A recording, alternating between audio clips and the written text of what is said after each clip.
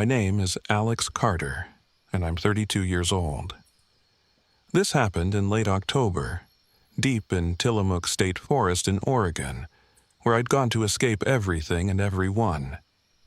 I was tired of people, of noise, of responsibilities that seemed meaningless. Solitude in the wilderness always worked to reset me. At least it did until this trip. Now, I'm not sure I'll ever feel safe alone again. I drove my old RV down a narrow dirt road off Highway 6, deeper into the woods than I'd ever dared before. I liked my peace, the kind you only get when there's no one around for miles. No cell service, no internet, just me, the forest, and the steady rhythm of survival. I'd planned to spend a month there. I had everything I needed: solar panels, a water filtration system, canned food, hunting gear, and enough firewood to keep me warm through the cold nights. My first few days passed in the usual routine: hiking, fishing, gathering wood. At night, I'd sit by the fire watching the stars until I felt the pull of sleep. The isolation felt like a balm. It was on the fourth day that I met Charlie. I was halfway down a trail when I heard someone calling, "Hey there!" It startled me. People weren't supposed to be out here. Turning, I saw a man jogging toward me. Charlie Mason introduced himself with a grin and a handshake. He looked like he'd just walked out of a camping store catalog. Shiny new boots, a puffy jacket, and a hiking pack so pristine it still had the tags dangling off it. "Didn't think I'd run into anyone out here," he said, laughing.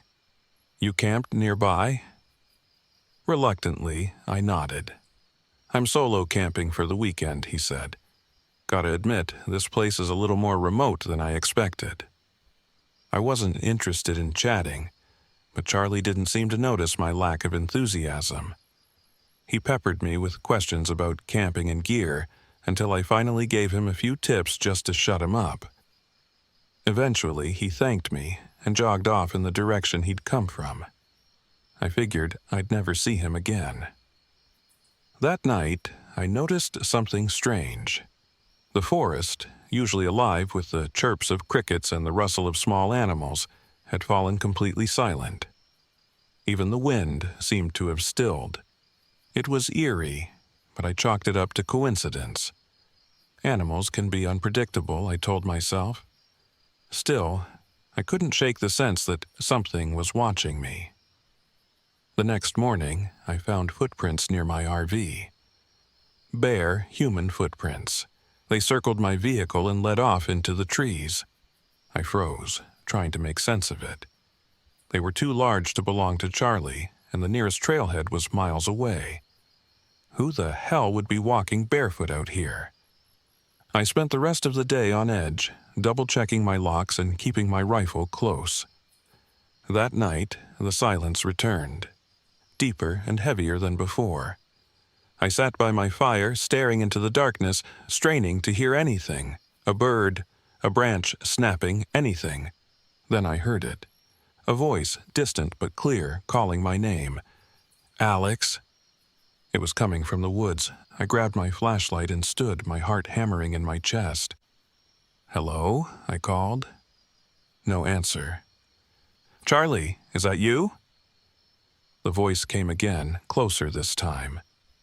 "Alex."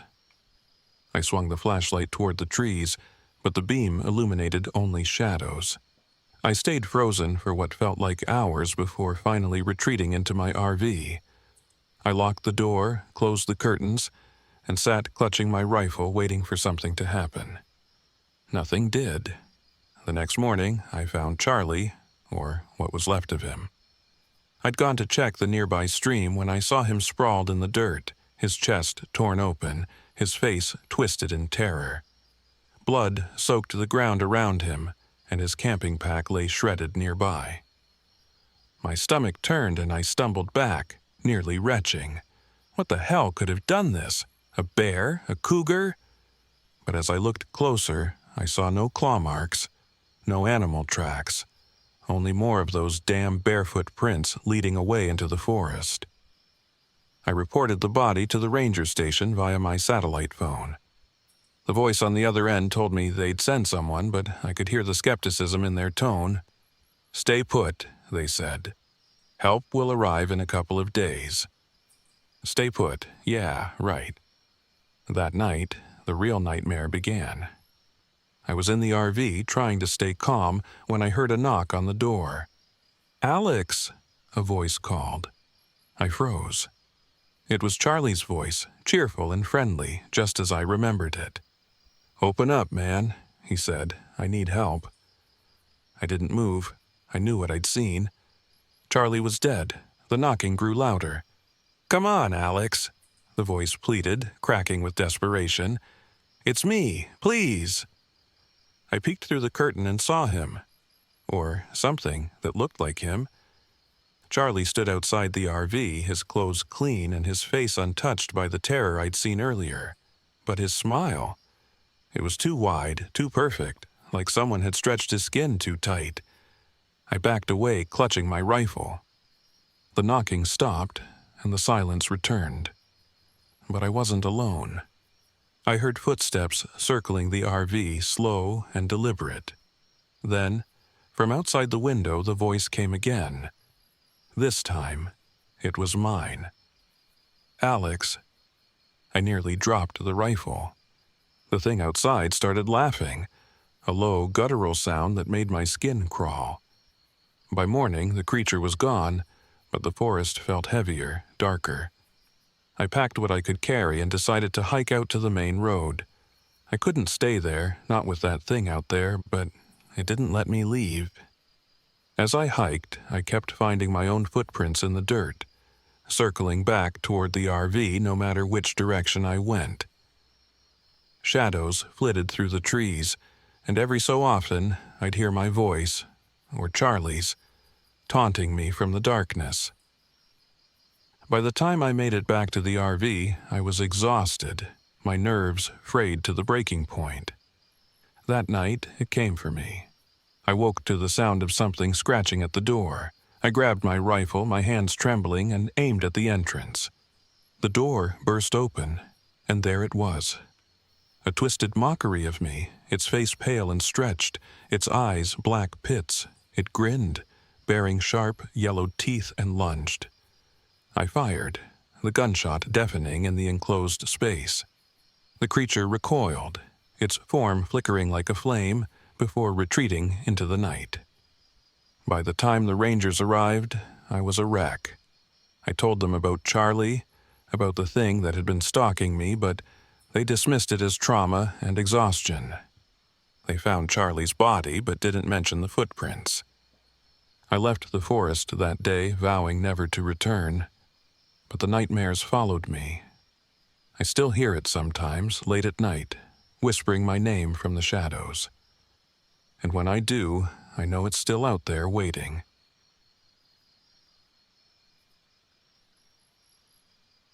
My name is Claire Daniels, and I'm 29 years old. This happened in late February, when the damp chill of winter still clung to the trees of Silver Falls State Park in Oregon. I'd gone there to clear my head, to escape the suffocating weight of my life back home. A year earlier, my younger sister Lily had died in a car accident. She was only 22, and losing her shattered me in ways I didn't know were possible. I stopped answering my friends' texts, avoided family gatherings, and poured everything into my photography. Because when you're behind the lens, you don't have to think about what's missing from the frame. Silver Falls was supposed to be my retreat. A week of solitude in my RV, hiking, and photographing the waterfalls. Nature always brought me peace, or so I thought. The first few days passed quietly. I parked my RV in a secluded campsite near North Falls, miles from the main entrance, where most visitors wouldn't venture this time of year. The trails were empty, and the constant drizzle of rain gave the forest an eerie, dreamlike quality. I spent my days hiking with my camera, capturing mist curling through the trees and the cascading water of the falls. At night, I'd sit in my RV, editing photos and listening to the rain drum on the roof. It was peaceful, almost therapeutic. But by the third night, things started to feel off. I woke around midnight to an odd sound, like faint singing. At first, I thought it was the wind or the rushing water from the nearby falls, but it was too rhythmic, too melodic. It sounded like a woman's voice, soft and distant. I climbed out of bed, pulled on my boots, and stepped outside. The air was icy, and a thick fog had rolled in, obscuring the trees. The singing stopped as soon as I opened the door, leaving only the sound of my breath. "Hello," I called out, my voice trembling. Silence. I stayed outside for a few minutes, scanning the dark woods with my flashlight. The beam sliced through the fog but revealed nothing. Shaking my head, I went back inside, locking the door behind me. The next day, I couldn't shake the feeling that I was being watched. As I hiked along the canyon trail, snapping pictures of South Falls, I kept glancing over my shoulder. The forest felt heavier, like it was holding its breath. At one point, I stopped to adjust my lens and noticed something strange in the frame, a shadowy figure standing among the trees. It was distant, barely distinguishable, and when I looked up, it was gone. I told myself it was just a trick of the light, but my nerves were already fraying. That evening, as I reviewed my photos, I spotted the shadow again. This time, it was closer, clearer. A woman in a long white dress. Her face was indistinct, blurred, as though she were moving too fast for the camera to capture. A chill ran down my spine. I'd been alone on the trail, I was sure of it. The fourth night was when things truly spiraled out of control. I woke to the sound of footsteps outside the RV. Slow, deliberate, crunching in the damp earth. My heart pounded as I reached for the flashlight and crept to the window. Peeking through the curtain, I saw nothing but darkness and fog. Then came the singing. It was louder this time, closer, the voice rich and haunting. The melody was sad, almost mournful, and it sent a shiver through me. I forced myself to step outside, the flashlight shaking in my hand. "Who's there?" I shouted, my voice cracking. The singing stopped, replaced by a soft, wet, dripping sound. I turned the flashlight toward the ground and froze. Water. It was seeping out from under my RV door. Inside, the scene was worse. The floor was soaked, water dripping from the ceiling in steady streams. My boots splashed as I moved toward the kitchenette, where the sink faucet was running full blast. I shut it off, my hands trembling. My water system was self-contained. How could the faucet turn on by itself? That's when I saw the footprints. Wet, human footprints leading from the sink to my bed. I backed away, my breath coming in short, panicked gasps. My first thought was to leave, but the RV's battery was dead. The headlights wouldn't turn on, and the engine refused to start. I was trapped. The next morning, I hiked to the park's visitor center, desperate for answers. The building was small and empty, its windows fogged with condensation. Inside, I found a display about the park's history. Old photographs, maps, and artifacts. One of the photos caught my eye, a grainy black and white image of a woman standing near South Falls. She wore a long white dress and had dark hair pulled into a loose bun.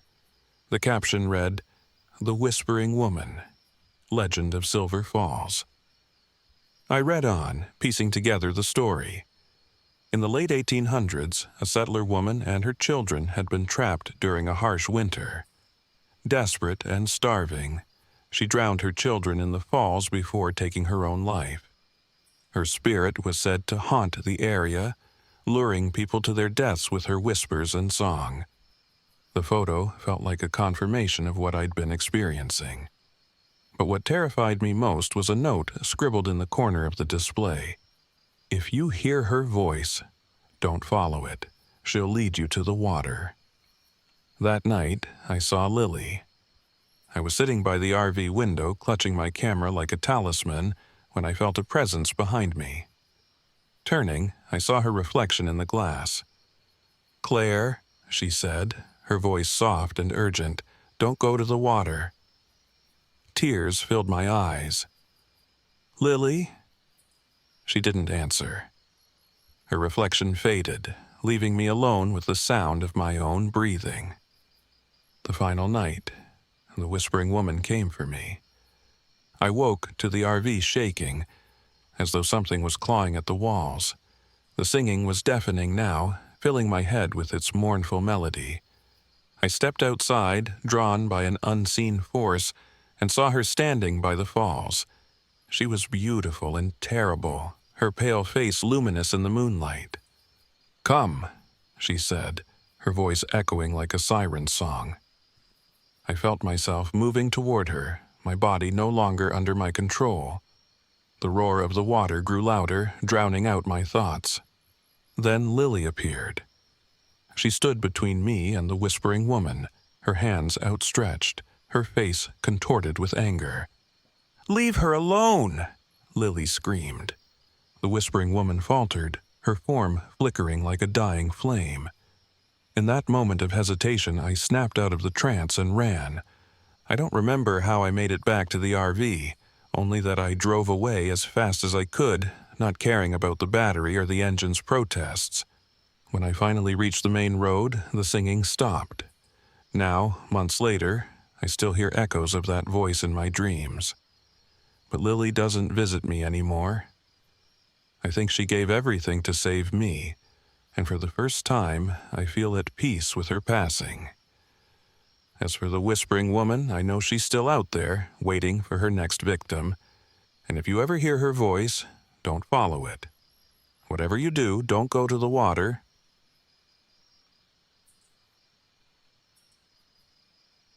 My name is Evan Walsh, and I'm 37 years old.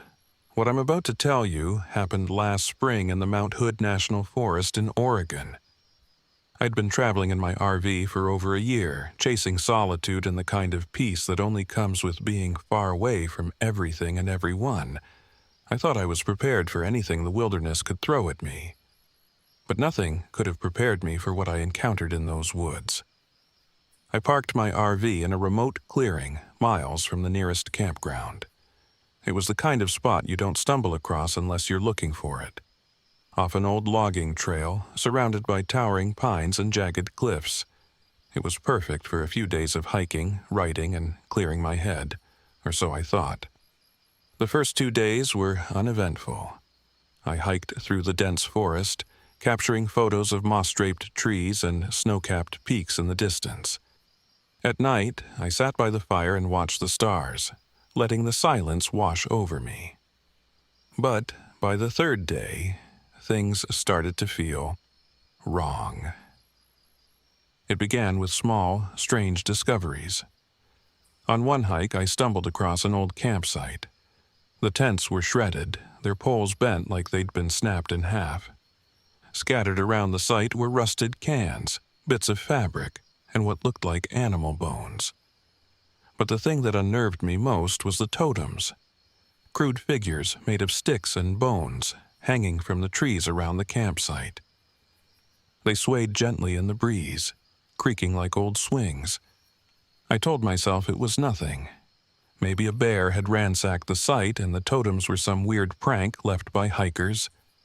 But as I walked back to my RV, I couldn't shake the feeling that I was being watched. That evening, as I gathered firewood, I met a woman named Margot. She came out of nowhere, startling me as I stooped to pick up a fallen branch. "Hey there," she said with a smile. She looked to be in her mid-30s, with sun-weathered skin and a sturdy build. Didn't think I'd run into anyone out here. "Me neither," I replied, forcing a smile. I wasn't used to company on these trips. Margot told me she was a wildlife photographer and had been camping in the area for a few days. She seemed friendly enough, but something about her felt off. She avoided eye contact and kept glancing over her shoulder, like she was expecting someone or something. "You should be careful out here," she said after a while. There are bears, and some places are better left alone. I nodded, not sure how to respond. Margot left soon after, disappearing into the woods without saying where she was camped. Her warning stuck with me, though, gnawing at the back of my mind. That night, I heard something outside the RV. It started as faint rustling, like someone walking through the underbrush, then grew louder, footsteps crunching in the dirt, circling the vehicle. I grabbed my flashlight and hunting knife and stepped outside. The clearing was empty, the forest eerily silent. But as I swept the flashlight across the ground, I saw them. Large, human footprints in the mud. Barefoot. My heart pounded as I scanned the tree line, but there was no movement, no sound. Just the oppressive weight of the dark woods pressing in around me. I retreated to the RV and locked the door, determined to leave first thing in the morning. When I woke up, the RV had been ransacked. My supplies were scattered, my map and compass were gone, and the firewood I'd stacked by the door was missing. I found more footprints leading away from the clearing, into the forest. I knew I should leave, but without my map and compass, I'd have to rely on the narrow logging road to find my way back to the main road, and something told me that wouldn't be easy. Later that day, I ran into Margot again. She was crouched by a stream, filling a canteen. When she saw me, she stood and waved. "Looks like you had some visitors," she said, nodding toward the scratches on my arms and the dirt on my clothes. "How do you know that?" I asked, my voice sharp. Margot hesitated, then said, "I've been out here a while. I've seen things. There are people in these woods who don't like strangers. You're better off leaving." I pressed her for details, but she refused to say more. Instead, she offered to guide me back to a safer area. Something about her offer didn't sit right with me, but I was running out of options. Reluctantly, I agreed. As we walked, I couldn't shake the feeling that Margot was leading me in circles. The forest looked the same in every direction, and my sense of time was slipping. At one point, I noticed a bone necklace peeking out from under her shirt. When I asked her about it, she brushed it off, saying it was just a souvenir. That's when I realized she wasn't leading me to safety. She was leading me into a trap. The attack came just before dusk. A figure stepped out of the trees, a man, tall and gaunt, with wild eyes and matted hair. He held a crude spear made of sharpened bone and wood. Behind him, more figures emerged, their faces painted with ash and blood. The cannibal tribe. Margot didn't run.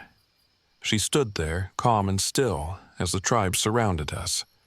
It was then I realized she was one of them. Whether she'd always been part of the tribe or had joined them later, I didn't know. But the betrayal hit like a punch to the gut. One of the men lunged at me, but I dodged and slashed at him with my knife. Chaos erupted as the tribe closed in, their guttural shouts echoing through the trees. I fought my way free, adrenaline surging, and ran. The forest became a maze of shadows and whispers. The tribe pursued me, their voices calling out in strange, guttural chants. I tripped over roots and scraped my arms on branches, but I kept running, my lungs burning with effort. Finally, I stumbled into a clearing. There, in the fading light, I saw it, their camp. Primitive shelters made of wood and animal hide surrounded a fire pit. Bones, both animal and human, were piled in grotesque arrangements. The stench of decay was overwhelming. Desperation gave me clarity. I grabbed a burning stick from the fire pit and used it to ignite one of the shelters. The flames spread quickly, consuming the camp as the tribe's howls filled the air. I made it back to the RV just before dawn, bruised and battered but alive. The tribe didn't follow me out of the forest, but their presence lingered in my mind. A dark shadow I couldn't shake. As I drove away, I caught a glimpse of Margot in the rearview mirror. She stood at the edge of the trees, her bone necklace gleaming in the morning light, watching me with a knowing smile. I haven't been back to Mount Hood since, but sometimes, when I'm alone at night, I hear faint whispers in the wind, like the echoes of a song I can't quite remember, and I wonder if they're still out there, waiting for their next visitor.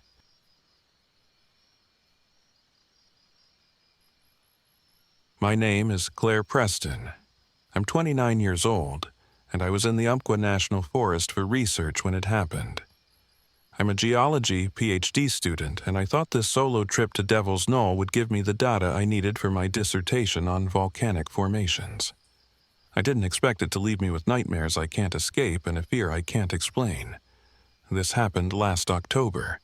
I haven't spoken about it until now. I'd heard about Devil's Knoll from a colleague who mentioned its unique basalt columns and eerie beauty. It wasn't on any major hiking maps, which made it perfect for my project. Remote, untouched, and unexplored, it sounded ideal. I rented an RV, packed my gear, and drove out to the knoll. On the way, I stopped at a tiny gas station. It was the kind of place with one pump and a hand-painted sign advertising beef jerky. The cashier was an old man, grizzled and hunched, with piercing eyes that tracked my every move. "Heading up to Devil's Knoll?" he asked, as he rang up my snacks. "Yeah," I said, trying to sound casual. "Doing some research." He shook his head slowly. "Bad land up there. Shadows don't fall right. People go missing." I smiled politely. "I'll be careful." His hand shot out, gripping my wrist. "Stay away from the top. Don't look at the shadows too long. You'll see what I mean." I pulled away, muttered something about being on a schedule, and left. I chalked it up to small-town superstition, but his words lingered in the back of my mind. I reached the knoll by late afternoon. It was stunning. Jagged black rock formations jutted out of the earth, surrounded by dense pines. The air felt cooler here, heavier. I parked the RV in a clearing at the base of the knoll and set up camp. It was isolated, quiet, perfect for work. As I hiked around the area collecting samples, I felt a strange sensation, like I was being watched. I told myself it was just nerves. The only things out here were trees and rocks. But that night, as I reviewed my data in the RV, I noticed something odd. One of my rock samples had strange grooves etched into it, almost like writing. I couldn't make sense of it, but the patterns felt deliberate.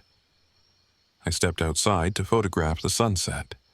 The colors were breathtaking, oranges and purples reflecting off the basalt columns. Then I saw it. A shadow that didn't match the terrain. It was too tall, too thin, and it moved, even though nothing else did. I blinked, and it was gone. The next day I met Ethan. I was hiking along the edge of the knoll when I heard someone calling out. A young man emerged from the trees, looking scruffy but friendly. "Hey," he said, giving me a sheepish smile. "You wouldn't happen to have a map, would you?" I got turned around. I hesitated. Something about him felt off. But he seemed harmless, and I didn't want to be rude. I handed him my map and pointed out his location. "Thanks," he said, folding it up. "What brings you out here?" "Geology research," I replied. "What about you?" "Hiking," he said a little too quickly. He glanced at the basalt columns. "Strange place, isn't it? You ever hear the stories about this area?" "Let me guess," I said, rolling my eyes. "Shadows don't fall right?" He laughed, but it sounded hollow. "Something like that. Be careful out here, okay?" Before I could ask him more, he turned and walked away, disappearing into the trees. I felt uneasy. His words echoed the old man's warning, but I still told myself it was nonsense. That night, I couldn't shake the feeling that I wasn't alone. The shadows around the RV seemed to shift and ripple, even though there was no wind. My flashlight flickered despite having fresh batteries. Then I heard the whispers. Faint at first, like wind brushing through the trees, but they grew louder, forming words I couldn't understand. I shut the RV windows and locked the doors, my heart racing. Suddenly, there was a knock at the door. I froze. "Claire?" a voice called. It was Ethan. I opened the door just enough to peek out. He stood there, looking disheveled and frantic. "I need to tell you something," he said. "You need to leave, now." "What are you talking about?" I demanded. "This place isn't safe," he said, his voice trembling. "The shadows. They're alive. They'll feed on you if you stay too long." "Is this some kind of joke?" He shook his head. "Do you feel it? The heaviness? It's them. They're watching."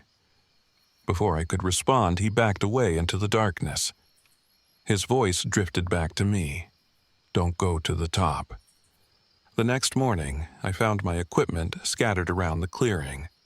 My rock samples were smashed, and symbols were etched into the RV's side. Spirals and jagged lines that matched the grooves in the basalt. The shadows were closer now, their edges flickering like static.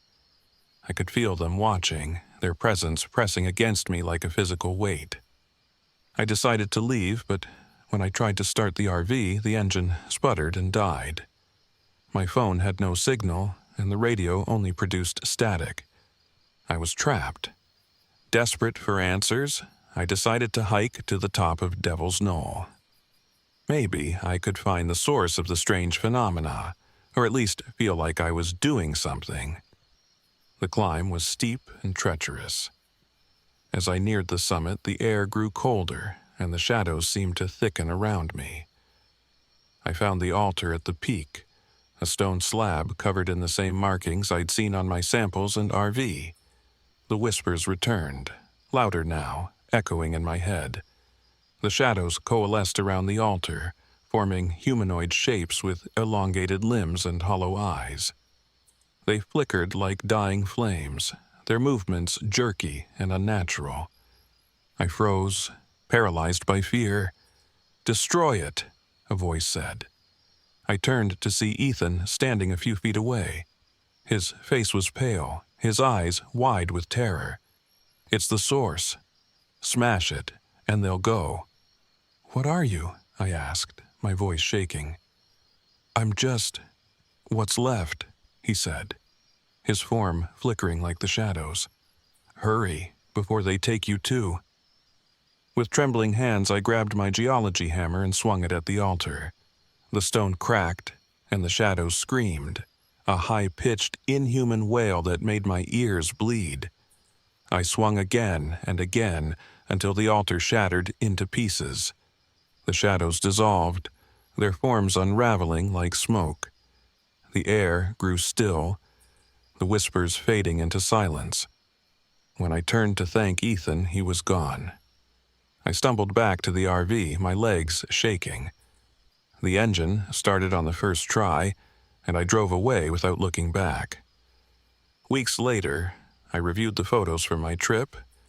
In every image, no matter the angle or time of day, the knoll's shadow was the same. Tall, thin, and flickering. I don't know what I saw at Devil's Knoll, but I know one thing. Some places are meant to be left alone.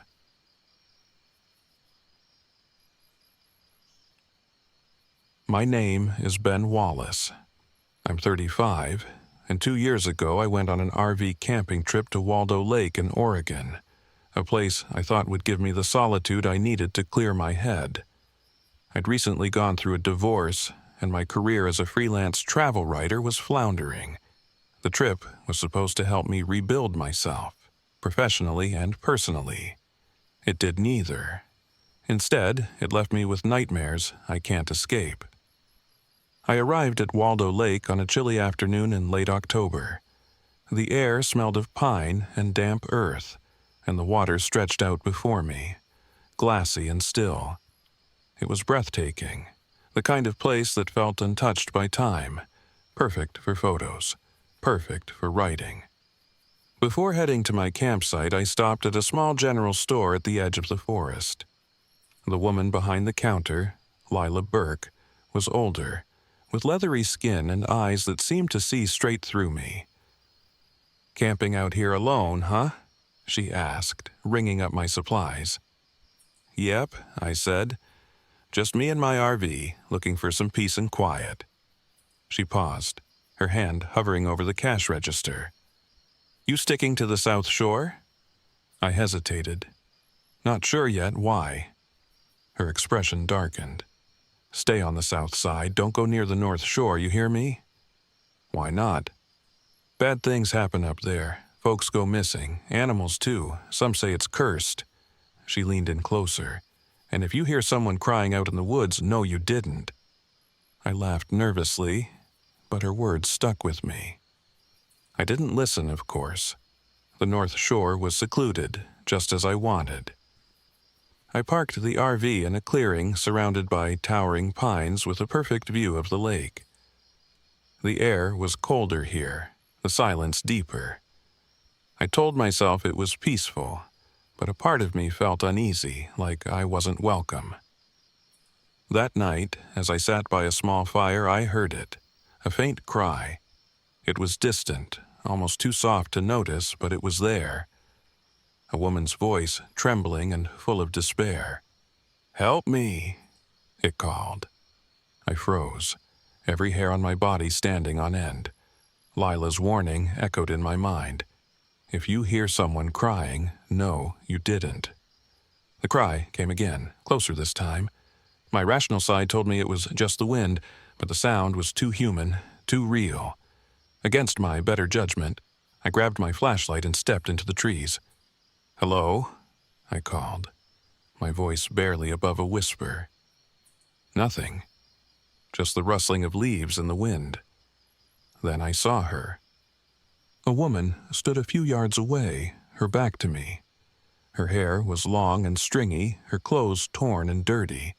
She turned slowly, and I caught a glimpse of her face, pale, hollow-eyed, like she hadn't eaten in weeks. "Are you okay?" I asked, my voice shaking. She didn't answer, just stared at me with a strange intensity. Then she said, "Have you seen my husband?" Her voice was cracked and desperate. "He's out here somewhere. I have to find him." Before I could respond, she turned and disappeared into the trees, moving so quickly I couldn't follow. I stood there, heart pounding, wondering if I'd imagined the whole thing.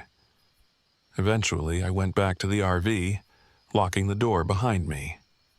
I told myself I'd report it in the morning, but I couldn't shake the feeling that something was very wrong. The next morning, I found the first sign that I wasn't alone. Around the RV, the ground was littered with shredded clothing and strange symbols drawn in the mud. They looked like spirals and jagged lines, but they weren't random. Someone, or something, had made them. I spent the day exploring the area, trying to distract myself. I found an old campsite near the lake, abandoned and overgrown. Among the debris were rusted traps, bones, and a journal sealed in a tin box. The pages were brittle, the handwriting shaky. It told the story of settlers trapped during a brutal winter. Supplies ran out, and they resorted to cannibalism to survive. The final entry read, "We took what wasn't ours. Now we're cursed to hunger forever." That night, the woman came back. She was standing at the edge of the clearing, just beyond the firelight. "Please," she said, "help me." Her voice was different this time, deeper, almost guttural. I stayed where I was, gripping a stick from the fire like a weapon. "Who are you?" I demanded. She tilted her head, a slow, unnatural movement. "Have you seen him? He's hungry." My stomach churned. Who's hungry? Her face twisted into something that wasn't human, her mouth stretching too wide, her eyes black as the night. She let out a piercing scream that sent me stumbling backward. By the time I looked again, she was gone. The next few hours were pure terror. Something circled the RV, its footsteps heavy and deliberate. It scratched at the windows, whispering in that same guttural voice. The symbols around the RV glowed faintly in the dark, as if warning me. Desperate, I tried to start the RV, but the engine wouldn't turn over. I was trapped. In the silence, I heard the faint, keening wail again, coming from the woods. It wasn't human. It was something older, hungrier. The journal's words echoed in my mind. We're cursed to hunger forever. I don't know how I made it through the night. When dawn broke, I ventured outside, clutching a knife and flashlight. The forest felt different, quieter, heavier, like it was holding its breath. Near the lake, I saw it. A gaunt, skeletal figure crouched over a deer carcass, tearing into it with long, claw-like fingers. Its face was a grotesque blend of human and animal, its eyes burning with unnatural hunger. It saw me. I ran. The creature chased me, its wail echoing through the trees. My legs burned, my lungs screamed, but I didn't stop. I reached the RV and slammed the door just as it lunged, its claws scraping against the metal. I don't know what possessed me to do what I did next. Maybe it was desperation, or maybe I just didn't want to die without trying something. I remembered the fire and the kerosene I'd packed for emergencies. I poured it around the RV, igniting a ring of flames. The creature screamed, its body twisting and writhing in the light. It retreated into the shadows, but its wail lingered, a promise that it wasn't finished with me. When the fire died down, I didn't wait. I grabbed my backpack and fled, abandoning the RV. A passing ranger found me on the edge of the forest, dirty and half mad with fear. I told him everything. He didn't say much, just nodded and muttered something about people not listening to warnings. I never went back for the RV. A few weeks later, I developed the photos from my trip. In one, taken at sunset, I saw it. The gaunt figure of the creature reflected in the lake's surface, watching me. I haven't gone camping since, and if you ever find yourself near Waldo Lake, heed the warnings. Some hungers can't be satisfied.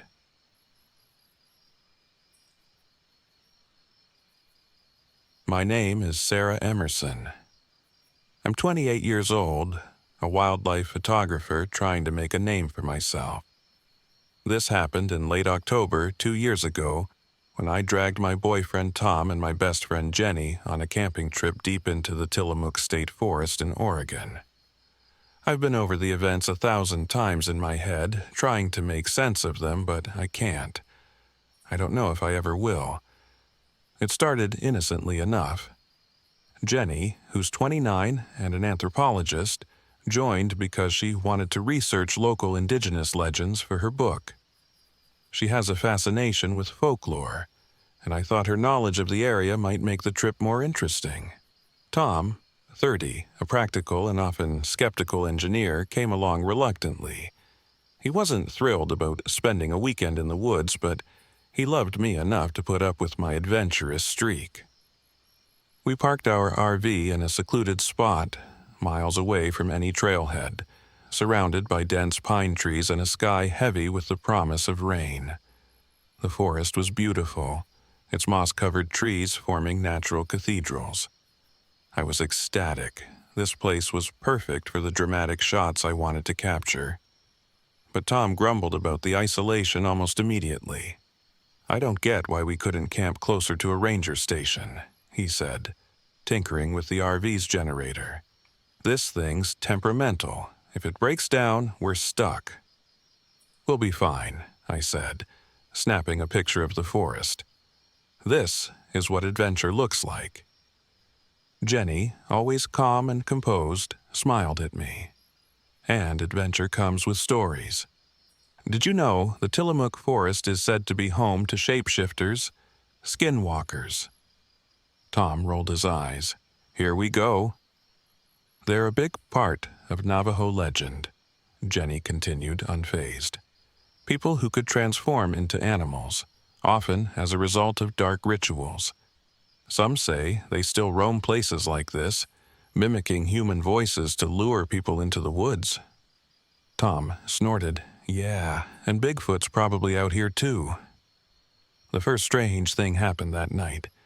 We had a small fire going, the three of us sitting in foldable chairs and eating canned chili. The forest was eerily quiet, the kind of quiet that makes you hyper-aware of every rustle and snap of a twig. I remember telling myself it was normal for wildlife to be scarce this deep in the woods. Then I heard it, a faint cry. At first, I thought it was the wind, but then I heard it again, clearer this time. It sounded like a woman's voice coming from the trees. "Help me," it called. Soft and broken, like whoever it was had been crying for hours. "Did you hear that?" I whispered, my stomach tightening. "Yeah," Jenny said, her eyes wide. "It sounded like the wind," Tom interrupted. "Don't start freaking out, probably just an animal." Jenny frowned. "I don't think so." The voice called out again, closer this time. My blood ran cold. "Stay here," Tom said, grabbing a flashlight. "I'll check it out." "No," Jenny and I said in unison. "Tom, this is how horror movies start," I said, trying to keep my voice steady. "Let's just stay together." He hesitated, but eventually sat back down. We kept the fire burning until late, and though the voice didn't return, none of us slept well that night. The next morning, I found tracks around the campsite, large, animal-like prints that abruptly stopped as though whatever made them had vanished into thin air. "Maybe a bear?" I suggested, though I didn't quite believe it. Jenny crouched down to inspect them. "No, bears don't walk like this. And look at how deep the indentations are. Whatever made these was big." Tom groaned. "Or you two are overthinking this. Let's focus on getting out of here. The generator's acting up, and if the RV dies, we're screwed." Jenny gave him a sharp look. "So, we're just going to ignore what's happening? Pretend it's nothing?" "Yes," Tom said, "because it is nothing." The tension between them grew as the day went on. Jenny wanted to explore, insisting the carvings we found on a tree were evidence of something ancient. Tom wanted to leave, but when he tried to start the RV, the engine sputtered and died. That evening, the storm hit. Rain lashed against the RV and the wind howled like a living thing. We huddled inside, playing cards to pass the time, though none of us were in the mood for games. Then came the sound. A soft tapping on the window. "Just branches," Tom said, though he didn't sound convinced. But when we looked, there were no branches near the RV. Jenny grew pale. "It's them." "Who?" Tom snapped. "Skinwalkers. They can mimic sounds to lure you out. We can't go outside." Tom threw up his hands. "Jenny, enough with the stories. It's probably a raccoon or something." Then came the voice. "Sarah?" It was my voice, clear and unmistakable, calling from the darkness. "Sarah, come here." My heart stopped. Jenny grabbed my arm. "Do not open that door." "It's me," the voice called again. "I need help."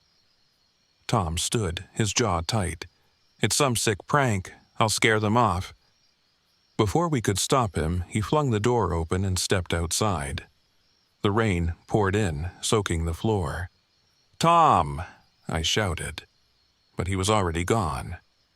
Jenny and I waited, every second stretching into eternity. Then we heard footsteps, heavy, deliberate, coming toward the RV. I grabbed the nearest thing I could use as a weapon, a cast-iron skillet. Jenny whispered something under her breath, a prayer maybe. The footsteps stopped. Tom stepped into the doorway, dripping wet. "You're back," I said, relief flooding me. But something was wrong. He was too still, his head tilted at an unnatural angle. "Tom?" Jenny whispered. He didn't answer. Then he smiled, a slow, eerie smile that didn't reach his eyes. "It's cold out there," he said, his voice flat and mechanical. "Let me in." "Don't," Jenny said, gripping my arm. "That's not him." "What are you talking about?" I asked, my voice shaking. "Look at his hands," she said. I did. They were too long, the fingers gnarled and claw-like. "Close the door," Jenny screamed. I slammed it shut, locking it just as something heavy hit the other side. The next hours were a blur of terror. The thing outside circled the RV, its voice shifting from Tom's to mine, then to Jenny's. At one point, it started laughing, a guttural, inhuman sound that made my skin crawl. Jenny pulled out her journal and began flipping through it. "There's a ritual," she said. "I read about it in my research. It's supposed to banish skinwalkers." "Do it," I said, clutching the skillet like a lifeline. "I need fire and salt," she said. "Keep the door locked." She stepped outside, clutching a bag of salt and a lighter. I wanted to stop her, but she was already gone. Through the rain-streaked window, I watched her draw symbols in the mud, chanting in a language I didn't understand. The creature circled her, its shape shifting. First a man, then a wolf, then something unrecognizable. "Come back inside," I shouted, but she didn't listen. With a final chant, she threw the salt into the fire. There was a blinding flash of light, and the creature let out an ear-piercing screech. When the light faded, both the creature and Jenny were gone. I found her journal the next morning, lying in the mud where she'd stood. Tom and I managed to fix the RV and drive out of the forest, though neither of us spoke during the trip. When we reported Jenny's disappearance, the authorities found no trace of her. To this day, I don't know what I saw in those woods. I only know I'll never go back.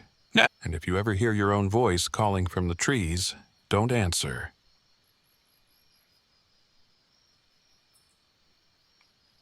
My name is Julia Carter, and I'm 29 years old. I'm a freelance photographer, and last month I made a decision that nearly cost me my life. It's taken me weeks to work up the courage to write this, but I need to get it out, if only to convince myself it was real. This is what happened at Devil's Punch Bowl, a place I will never return to. I was scouting the Oregon coast for my new photo series, focused on dramatic landscapes with haunting stories. Devil's Punch Bowl seemed perfect. The name alone intrigued me, and I'd read rumors of shipwrecks and eerie phenomena near the collapsed sea cave.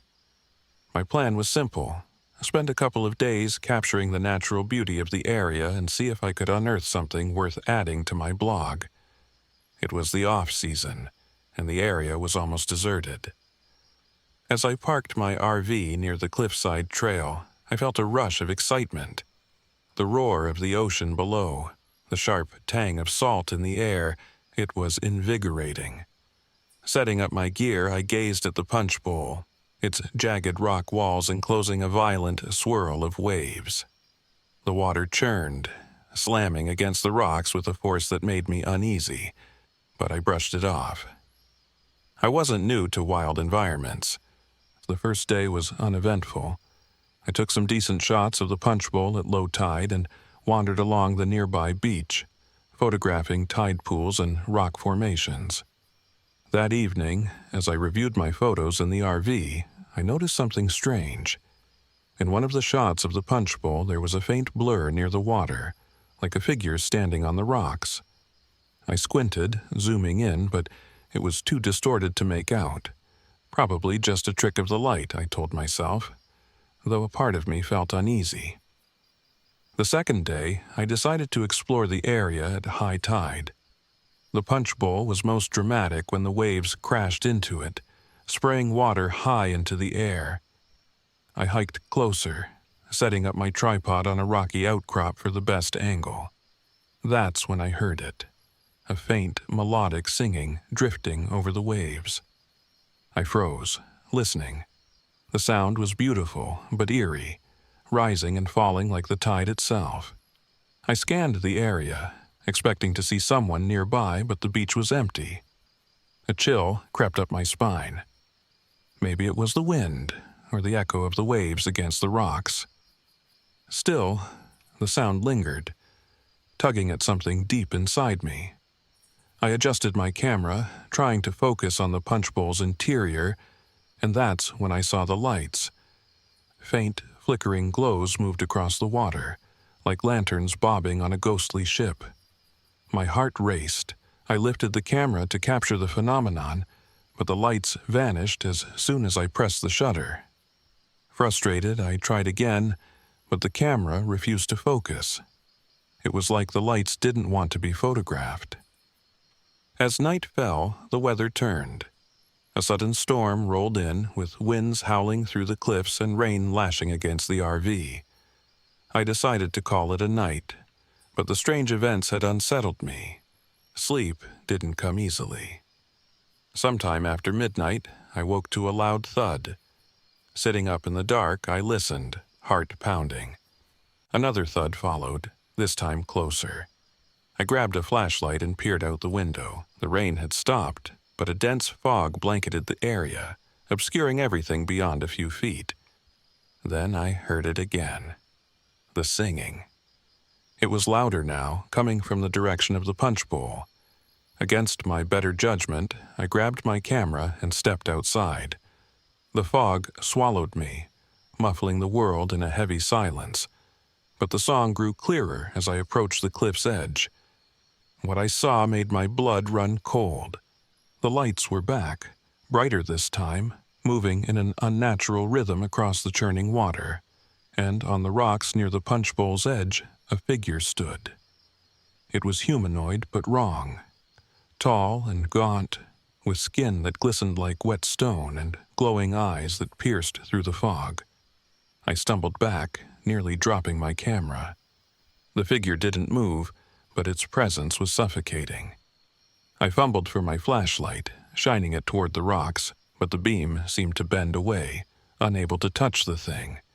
The singing intensified, a mournful melody that seemed to pull at my very soul. I turned and ran, the sound following me all the way back to the RV. The next morning, I told myself I'd imagined it. Exhaustion, bad weather, a vivid dream. It was the only explanation that made sense.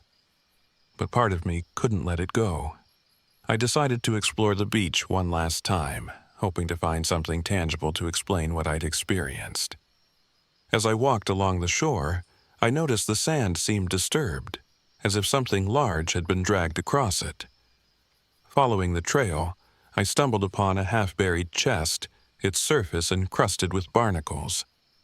My pulse quickened as I pried it open. Inside was a collection of objects, coins, jewelry, and a strange pendant carved from bone. The scrimshaw design depicted a monstrous figure rising from the waves, its arms outstretched as if to claim something. The sight of it made my stomach turn, but I couldn't resist taking it. I slipped the pendant into my pocket and left the rest, too unnerved to linger. That night, the storm returned with a vengeance. The RV's lights flickered, then went out entirely, plunging me into darkness. I lit a lantern and sat by the window, clutching the pendant like a talisman. The singing started again, louder than ever, and this time, it wasn't alone. Footsteps echoed outside, heavy and deliberate. I held my breath, peering out into the storm. Shapes moved in the fog, several of them tall and angular, their glowing eyes cutting through the darkness. My mind screamed at me to run, but I was frozen, paralyzed by their unnatural movements. One of them stepped closer, its skeletal fingers scraping against the RV's window. Its face was a grotesque mask of barnacles and jagged teeth, and when it spoke, its voice was like the crash of waves. "Give it back." I didn't need to ask what it meant. Heart pounding, I grabbed the pendant and stumbled out of the RV, the wind and rain lashing against me. The figures surrounded me, their forms shifting between mist and solid flesh. I held out the pendant, shouting over the storm, "Take it! I don't want it!" One of the creatures reached out, its long fingers brushing against the pendant. As soon as it made contact, the storm seemed to intensify, the wind howling like a scream. The pendant shattered in its grasp, and the creatures let out an unearthly wail before dissolving into the mist. The storm died as quickly as it had come. I stood there, drenched and shaking, staring at the empty space where the creatures had been. The air felt lighter, as if a great weight had been lifted, but I knew I couldn't stay. The next morning, I left Devil's Punch Bowl without looking back. I didn't take any more photos, and the ones I had taken seemed dull and lifeless when I reviewed them later, as if the camera itself had rejected the place.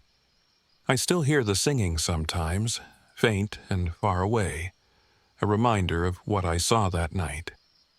I don't know what the creatures were, spirits, ghosts, devils, but I know this. Some places are not meant to be explored, and some stories are better left untold. If you ever visit Devil's Punch Bowl, be careful. The ocean has many secrets, and not all of them are meant for us to uncover.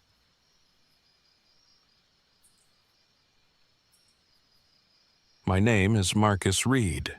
I'm 32 years old, a software developer from Portland, Oregon. I've always been more comfortable with screens than people, and I value my solitude.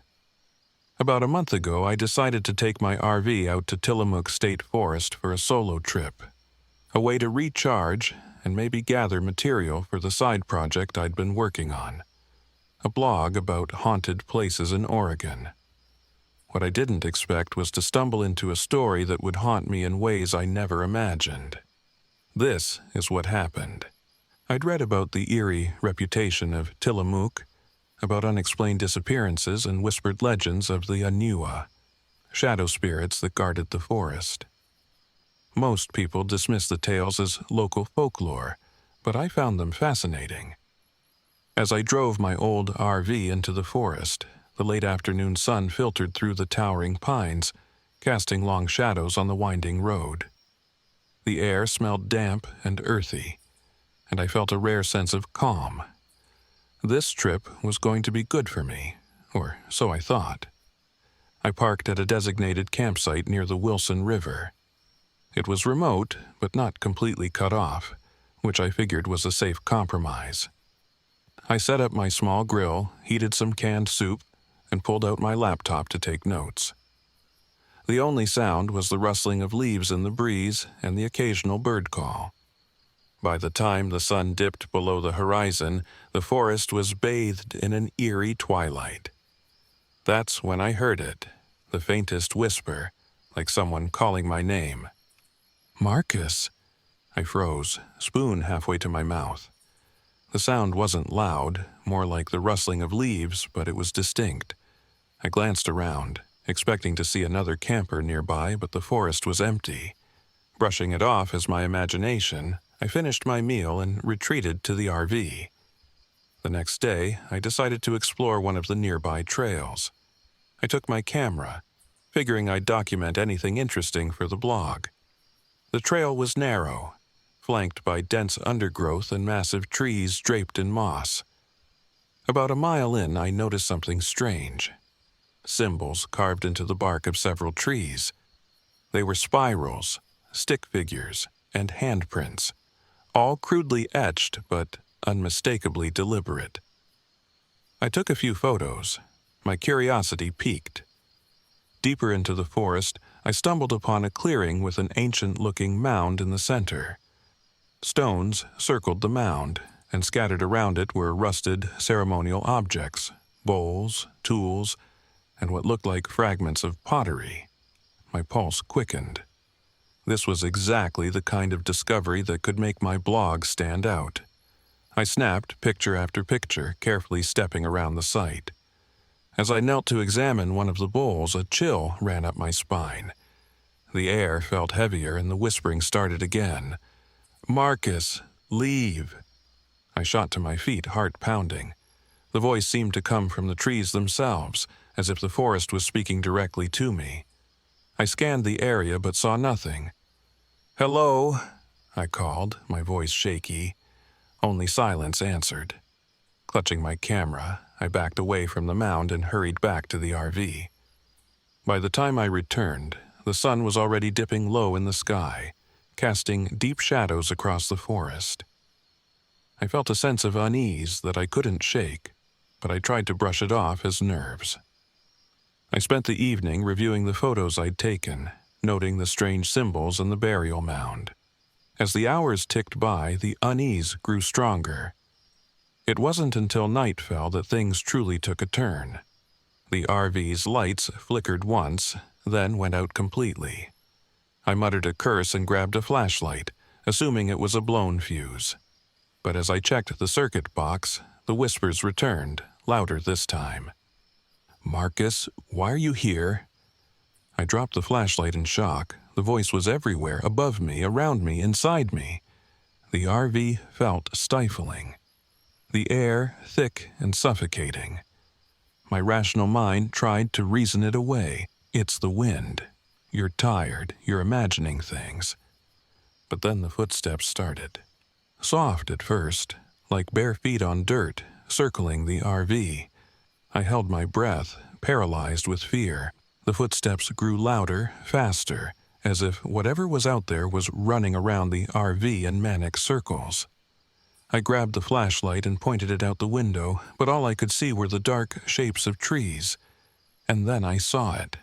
A shadow, taller than any man, with elongated limbs and a featureless face, stood at the edge of the campsite. It blended into the trees, almost indistinguishable, but its presence was undeniable. I could feel its gaze, if it had eyes, boring into me. My breath hitched as it raised one impossibly long arm and pointed toward the forest. The whispers intensified, a cacophony of voices now, all saying the same thing: "Leave." I didn't sleep that night. The shadow disappeared, but the whispers and footsteps continued until dawn. When the first rays of sunlight pierced through the trees, I decided I'd had enough. I packed up what I could and tried to start the RV, but the engine sputtered and died. Panic set in as I turned the key over and over, only to be met with silence. I grabbed my backpack, stuffed it with essentials, and set out on foot, hoping to find a main road or another camper who could help. The forest felt different now, darker, even in the daylight. The trails twisted and turned, leading me in circles. Landmarks I'd passed earlier were gone, replaced by unfamiliar terrain. By midday, I stumbled back into the clearing with the burial mound. My stomach dropped. I had been walking for hours in what I thought was a straight line, but I was back where I started. The stones around the mound looked different now, dislodged, as if someone or something had disturbed them. That's when I felt the cold. It started at my fingertips and spread through my entire body, a bone-deep chill that made it hard to breathe. I turned slowly, knowing what I'd see before my eyes even registered it. The shadow spirit was there, closer this time. It didn't move, but its presence was suffocating. My legs trembled, but I couldn't run. My mind raced with everything I'd read about the Anua. They were protectors, guardians of sacred land. I had trespassed, disturbed their peace. I needed to make it right. With shaking hands, I rummaged through my backpack and pulled out the only thing I had of value: my late father's pocket watch, a family heirloom I never left home without. My voice trembled as I spoke aloud. "I'm sorry," I said, tears streaming down my face. "I didn't mean to disturb this place. Please take this. I'll leave and I won't come back." I placed the watch on the mound and stepped back. The cold began to lift, replaced by a strange warmth. The whispers softened, fading into the rustle of leaves. The shadow spirit tilted its head, then slowly melted back into the trees. I didn't wait to see if it would return. My legs found the strength to move, and I ran, This time, the forest seemed to guide me. Within an hour, I stumbled onto a dirt road where a passing truck stopped to help me. I never went back to Tillamook. The RV was towed out days later, but I sold it, unwilling to set foot inside again. I published a brief article about the trip, omitting the terrifying details, and vowed to stay away from haunted places. But sometimes, when I'm alone in the quiet of my apartment, I hear whispers, soft, distant, and unmistakably calling my name. Marcus.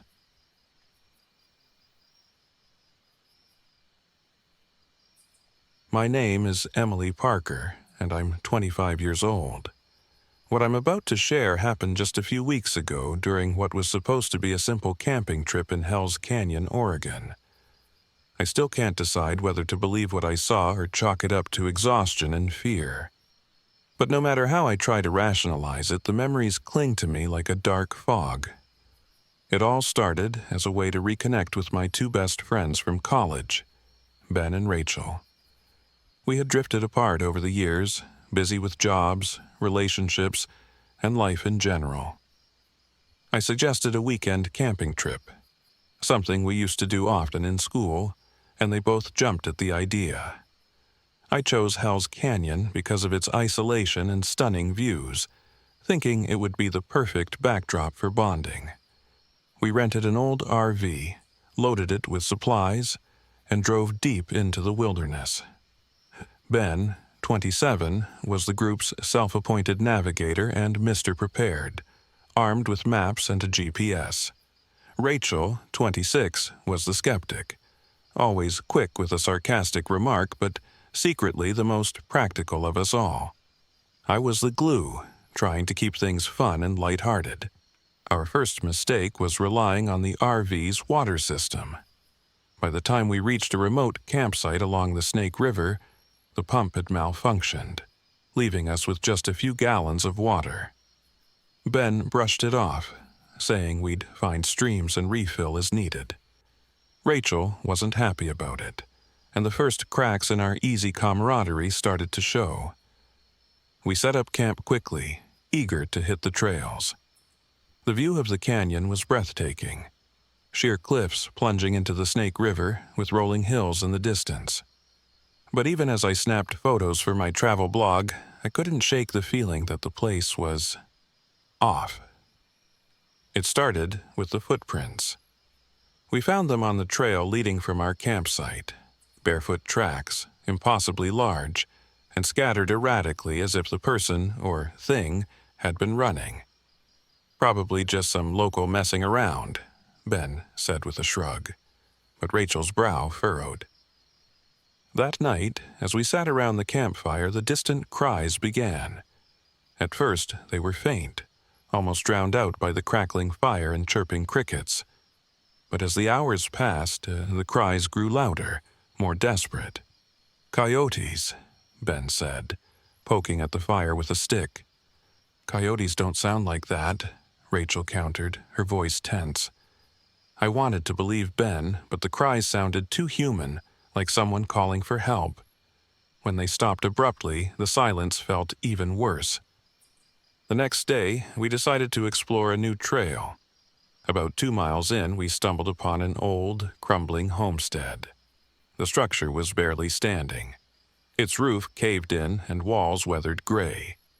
Around it were strange totems, sticks bound together with dried vines, adorned with what looked like bones and tufts of hair. "This is creepy as hell," Rachel muttered, keeping her distance. Ben, always the curious one, ventured closer. "Probably some kind of art project," he said, trying to sound casual. "Or maybe it's from the old settlers." Against Rachel's protests, we peeked inside the homestead. The air was damp and smelled of decay. On a wooden table, we found crude tools stained dark brown, and on the walls were carvings that looked like warnings. My stomach churned as I photographed the scene, the thought of publishing it on my blog already fading. When we stepped outside, the sky had darkened ominously.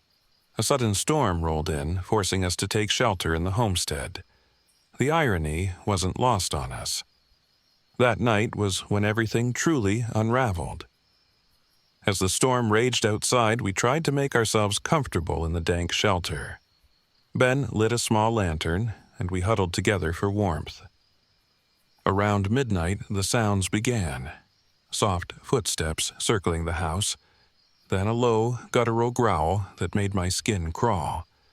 Ben grabbed a camping knife, his bravado faltering. Rachel whispered, "What the hell was that?"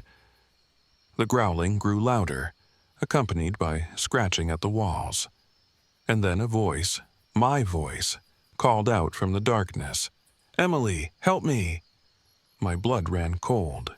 Rachel stared at me in horror, and I could see the same question in her eyes.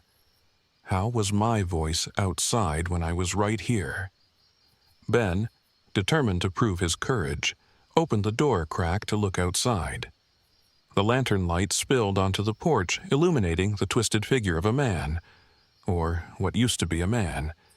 He was gaunt, his skin pale and stretched tight over his bones, with wild, matted hair and teeth that gleamed unnaturally white. "Shut the door!" Rachel screamed. Ben slammed it shut as the figure lunged forward, clawing at the wood. Through the night, the sounds continued. Voices mimicking ours, footsteps on the roof, and the occasional crash as something tried to break in. Exhausted and terrified, we began piecing together what we had seen. "This isn't just some hermit," Rachel said, her voice shaking. "This is something else." Ben finally admitted he had read about disappearances in the area, rumors of an isolated family living off the grid, preying on lost hikers. Generations of inbreeding and survival in the harsh wilderness had turned them into something less than human. "They're hunting us," he said grimly. At dawn, the storm subsided, and we decided to make a run for it. We barricaded the door behind us and sprinted toward the trailhead, hoping to reach the RV.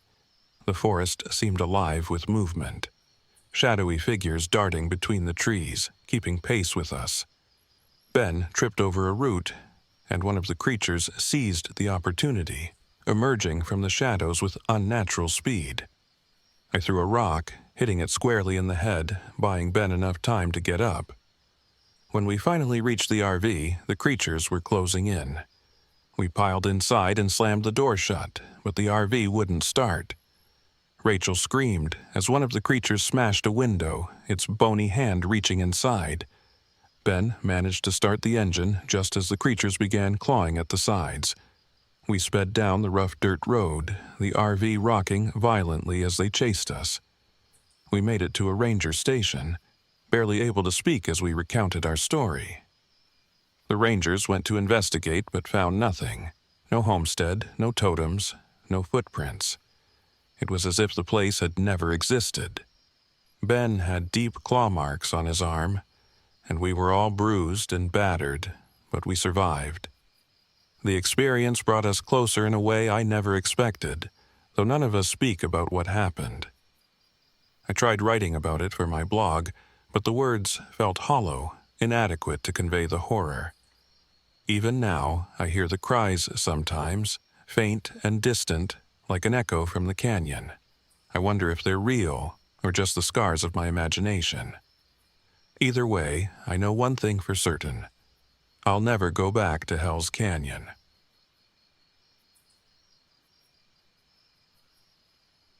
My name is Clara Devereux, and I'm 42 years old. This happened last autumn during a solo research trip to Opal Creek Ancient Forest in Oregon. I'm a botanist, someone who finds solace in the quiet companionship of trees and plants. I've always preferred the company of nature to people. It doesn't judge, doesn't demand.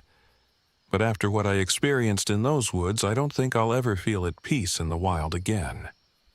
I had driven my old RV to a remote part of the forest, near a long-abandoned ranger station. My goal was to document the unique fungal growths said to thrive in the area, particularly a species of bioluminescent fungi I'd read about in obscure research papers. I was eager to get started, to lose myself in my work, but from the moment I arrived, the forest felt wrong. It wasn't obvious at first, just a subtle sense of being unwelcome, like an invisible barrier warning me not to proceed. I chalked it up to the isolation and my overactive imagination. After all, I'd been alone on trips like this countless times. I shrugged off the feeling, parked my RV, and started unpacking my gear. That's when I met him. The man seemed to appear out of nowhere, stepping out of the dense woods as if he'd been watching me. He was older, with a weathered face and eyes that carried the weight of too many memories. He wore a faded ranger's uniform, though it was so worn it looked more like a relic than work attire. "You shouldn't be here," he said, his voice low and gravelly. I blinked, caught off guard. "Excuse me?" "The forest doesn't like strangers," he continued, his gaze fixed on me like he was gauging my reaction, "especially not ones who poke around." "I'm a botanist," I said, holding up my notebook as if it were a shield. "I'm here to study the fungi in the area. I won't cause any harm." His expression didn't change. "Stay away from the heartwood trees. That's all I'll say." He turned and walked back into the forest, his figure swallowed by the shadows. The interaction left me unsettled, but I told myself he was just an eccentric local, someone who'd spent too much time in the woods. I had a job to do, and I wasn't about to let some cryptic warning derail me. The first day passed uneventfully. I explored the nearby trails, photographing mushrooms and documenting their locations. The forest was stunning. Lush moss draped over ancient trees, sunlight filtering through the canopy in golden beams. It was easy to forget the unease that had settled in my chest. Until I found the tree. It was massive, its twisted roots snaking out like the tendrils of some ancient creature. Its bark was dark and gnarled, and at its base I spotted the very thing I'd come for: clusters of faintly glowing fungi. Their light was a soft blue, pulsing gently like a heartbeat. I crouched down to examine them, carefully scraping a sample into a vial. That's when I noticed the whispers. At first, I thought it was the wind rustling the leaves, but the sound was too deliberate. It was faint, disjointed, like a dozen voices murmuring just beyond the edge of comprehension. I stood up, scanning the trees, but there was no one there. "Hello?" I called out, my voice breaking the stillness. The whispers stopped. I told myself it was nothing, just the natural sounds of the forest amplified by my isolation. But as I walked back to the RV, I couldn't shake the feeling that I was being watched. That night, I examined the fungi under my portable microscope, marveling at their cellular structure. They were unlike anything I'd seen before, their bioluminescence seemingly tied to an intricate network of veins that pulsed with life. I was so engrossed that I didn't notice the whispering until it was right outside the RV. I froze, my hand hovering over the microscope. The whispers were louder now, insistent. They seemed to come from all around, wrapping the RV in an invisible cocoon. My rational mind tried to make sense of it. Wind, maybe? Animals? Then came the scratching. It started softly, like claws dragging across the metal. I grabbed my flashlight and flung the door open, shining the beam into the night. The forest was still, the only movement the faint sway of the trees in the wind. But then I saw it. Something on the ground near the RV wheels. A cluster of glowing fungi, larger than the one I had collected earlier. It hadn't been there before. I kicked it away, slamming the door shut behind me. My heart was racing, my mind grasping for logic. I tried to sleep, but every time I closed my eyes, I swore I could hear the whispers again. The next morning, I decided to explore deeper into the forest. I needed answers, something tangible to explain what was happening. I followed the whispers, letting them guide me like some twisted siren song. The forest grew denser as I went, the trees older and more imposing. Eventually, I came upon a grove of ancient trees, their roots intertwining like the veins of some massive organism. In the center stood the largest tree I'd ever seen, its trunk so wide it would take 10 people to encircle it. At its base was a hollow, dark and gaping, like an open wound. Inside I saw bones, scattered and half-buried, covered in a faint layer of glowing fungi. I staggered back, my breath catching in my throat. The whispers grew louder, their tone shifting to something more urgent, almost pleading. I turned to run, but the forest seemed to close in around me. The trees loomed closer, their branches tangling overhead, blocking out the light. Then I saw them. Figures emerged from the shadows, their forms blending with the trees. They were tall, impossibly thin, their limbs twisting like branches. Their faces were blank voids, but their presence was suffocating. The whispers grew deafening, a cacophony of voices overlapping in a way that made my head spin. I stumbled back, my eyes locked on the creatures. "What do you want?" I shouted. Though I wasn't sure they could understand me, they didn't answer, only watched. One stepped forward, its movements slow and deliberate. It raised a hand, a branch, and pointed toward the massive tree at the grove's center. I understood their message immediately. Leave. I ran. I don't know how I found my way back to the RV, but by the time I did, I was gasping for air, my hands shaking so badly I could barely unlock the door. I grabbed the vial of fungi and flung it outside, hoping it would appease them, but the whispers didn't stop. Desperate, I remembered the old ranger's warning about the heartwood trees. It had to mean something. I grabbed my flashlight and a can of camping fuel, determined to end this. If the forest wanted me gone, I'd give it a reason to let me leave. I returned to the grove, the whisperers watching silently as I approached the massive tree. Their presence pressed down on me, making it hard to breathe, but I forced myself forward. I doused the fungi-covered roots with fuel and struck a match. The fire spread quickly, the fungi crackling as it burned. The whisperers recoiled, their forms flickering like shadows in the flame's light. The whispers rose to a deafening roar, a sound that felt like it was tearing through my skull. And then silence. The forest was still, the whisperers gone, the tree smoldered, its once pulsing roots reduced to ash. I left Opal Creek that night. The image of those creatures burned into my mind. I told myself it was over, that I was safe, but even now, I can't escape the feeling that I'm being watched. The forest may have let me go, but I don't think it's finished with me yet.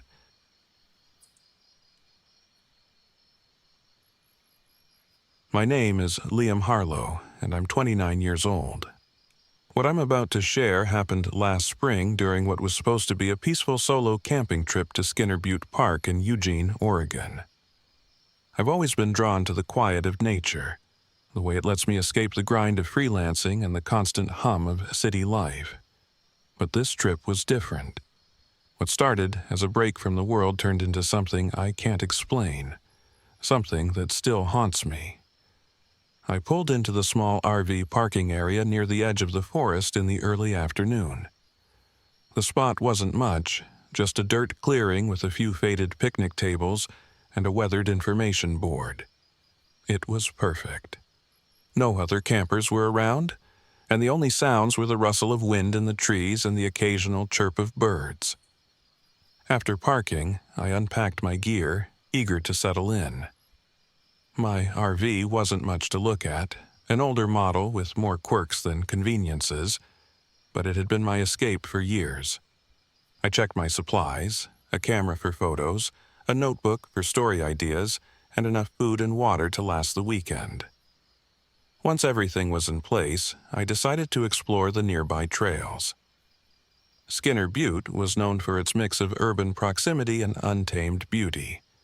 It didn't take long for me to feel like I'd left the city behind entirely. As I walked, I noticed something strange. Circular burn marks on several trees.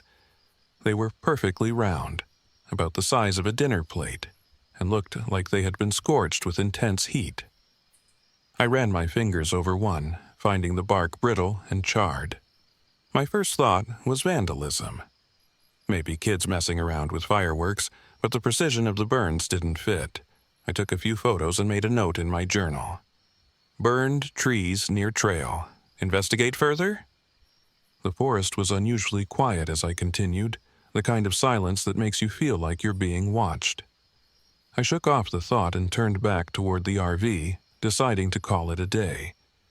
On my way back, I spotted another camper, a woman sitting on a folding chair beside a faded blue RV parked at the far end of the lot. She had her arms crossed, and her posture was tense, as if she were bracing against an unseen wind. "Hey there," I called, waving as I approached. "Didn't think anyone else was out here." She turned her head sharply, her eyes narrowing. "You shouldn't stay here," she said, her voice low and clipped. I blinked, caught off guard. "Why not?" "It's not safe after dark," she said, standing abruptly. "If you're smart, you'll leave before sundown." "Is there a bear problem or something?" I asked, trying to lighten the mood. Her expression didn't change. "Just don't wander too far," she said, ignoring my question. Then she turned and disappeared into her RV, slamming the door behind her. The interaction left me uneasy, but I chalked it up to her being a paranoid recluse. People like that aren't uncommon in camping spots like this, and I wasn't about to let her ruin my trip. Still, her words lingered as the sun dipped below the horizon. That night, I was woken by a faint humming sound. It was low and rhythmic, barely audible, but it set my teeth on edge. I climbed out of bed and peered through the RV window. At first, I saw nothing but darkness. Then, faintly, I spotted a light moving through the trees. It wasn't a flashlight or a lantern, it was softer, almost like a will-o'-the-wisp, bobbing unnaturally high above the ground. I grabbed my camera and snapped a photo, but when I looked at the preview screen, there was nothing there. The light continued to move deeper into the forest, eventually disappearing. I shook my head and laughed nervously. "Just tired," I muttered to myself, probably a trick of the eyes. The next day, I decided to investigate. Curiosity had always been both my greatest asset and my worst flaw, and this time was no different. I followed the trail where I'd seen the light, venturing deeper into the woods. The air felt different the further I went, thicker, heavier, like it was pressing against me. I spotted more burned trees, their markings growing more frequent and erratic. Eventually, I stumbled upon an old picnic area, long abandoned.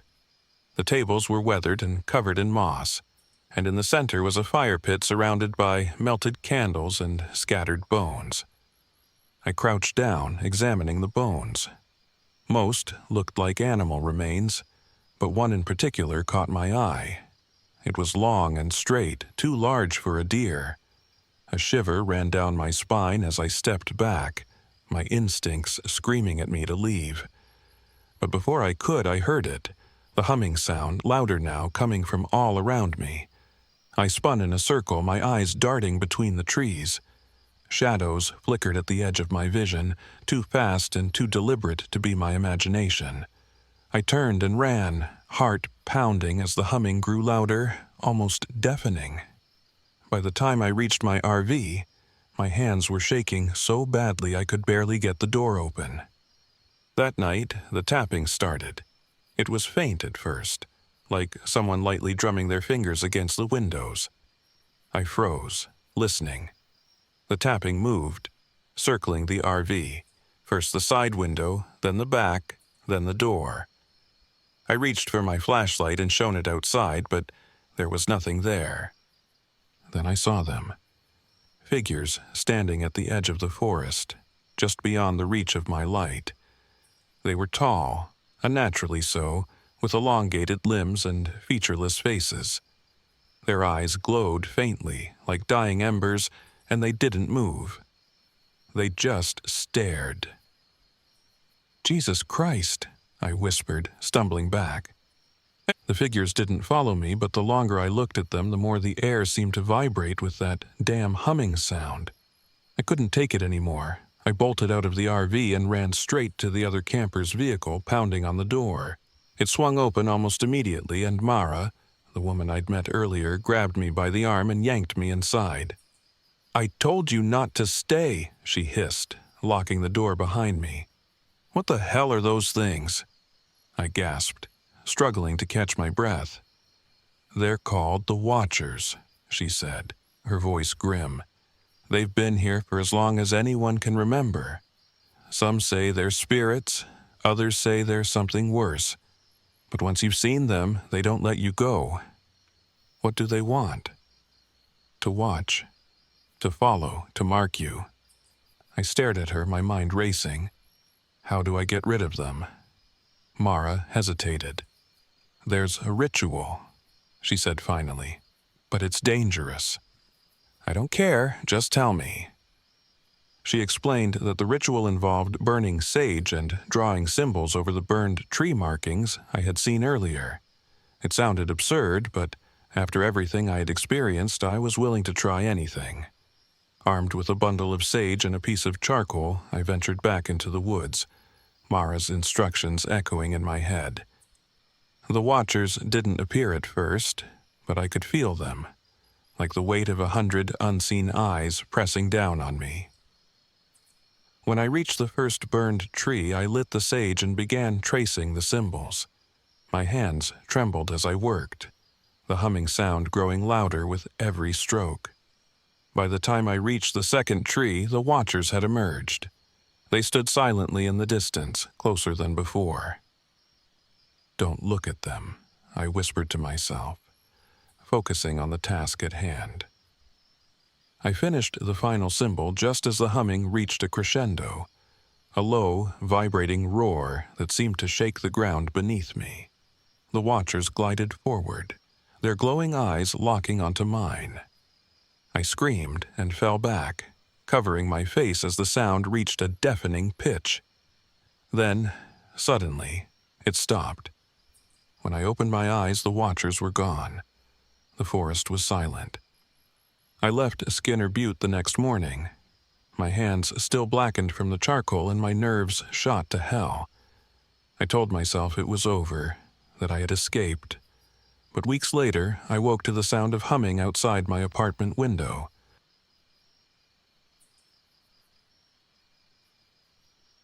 My name is Amy Carter, and I'm 34 years old. This happened last October, during what was supposed to be a peaceful anniversary trip with my husband, Jake. We had been married for 6 years and were trying to reconnect after months of stress and distance. I thought camping in the Tillamook State Forest, surrounded by its towering firs and crisp autumn air, would bring us closer. I couldn't have been more wrong. Jake and I arrived late in the afternoon, our RV rumbling down a narrow dirt road to a remote campsite I had found online. The place was exactly as described, isolated, quiet, and surrounded by dense forest. The kind of solitude I had been craving. Jake, ever the optimist, joked about how we finally had time to unplug and escape the chaos of Portland. I smiled, hoping he was right, though I couldn't shake a feeling of unease I'd had since we entered the forest. We parked the RV in a small clearing and started setting up. Jake handled the firewood while I unpacked our gear, which had seen better days. The tent had a tear in the corner. The lanterns flickered even with fresh batteries, and Jake's favorite camping knife was missing. Small annoyances, but they added up quickly. By the time the sun dipped below the horizon, we were already snapping at each other over who forgot what. After dinner, we decided to take a short walk before bed. The forest was eerily still, save for the occasional rustle of leaves in the wind. As we followed a narrow trail, we came across a woman sitting on a fallen log. Her hair was silver and braided down her back, and she wore a tattered shawl that seemed out of place in the modern world. "Don't wander too far," she said, her voice low and gravelly. "The Wendigo's path is unforgiving." Jake chuckled nervously, glancing at me for reassurance. "Thanks for the advice, but we'll be fine." The woman's eyes bore into mine, and I felt a chill run down my spine. "Stick to your campsite after dark, and whatever you do, don't answer if it calls your name." Before I could respond, she rose and disappeared into the trees as if she'd never been there. Jake laughed it off, saying she was probably just a local trying to spook tourists, but I couldn't shake her warning.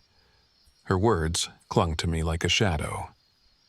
Back at the RV, I noticed the first strange thing: faint scratches on the door. "Looks like a bear's been curious," Jake said, though the marks didn't look like claw marks. They were too thin, too deliberate. I didn't argue, but I made sure the RV was locked tight before climbing into bed. I woke up in the middle of the night to the sound of distant drumming. It was rhythmic and faint, like it was coming from deep in the woods. I nudged Jake awake, but he brushed it off, mumbling something about campers having a party. I wasn't so sure. The drumming had a strange, almost hypnotic quality that made my stomach twist. The next day, Jake convinced me to go on a longer hike. "Fresh air will do us good," he said, his usual grin masking the tension between us. Reluctantly, I agreed, and we set off along an overgrown trail we hadn't noticed before. The deeper we went, the more unsettling the forest became. The trees seemed unnaturally tall, their branches twisting together to block out the sunlight. The air was heavy, damp, and carried a faint metallic smell. That's when we found it: an old, crumbling cabin hidden among the trees. It looked like it had been abandoned for decades, with moss-covered walls and a sagging roof. Against my better judgment, Jake pushed the door open. Inside, we found a crude altar made of rotting wood and bones.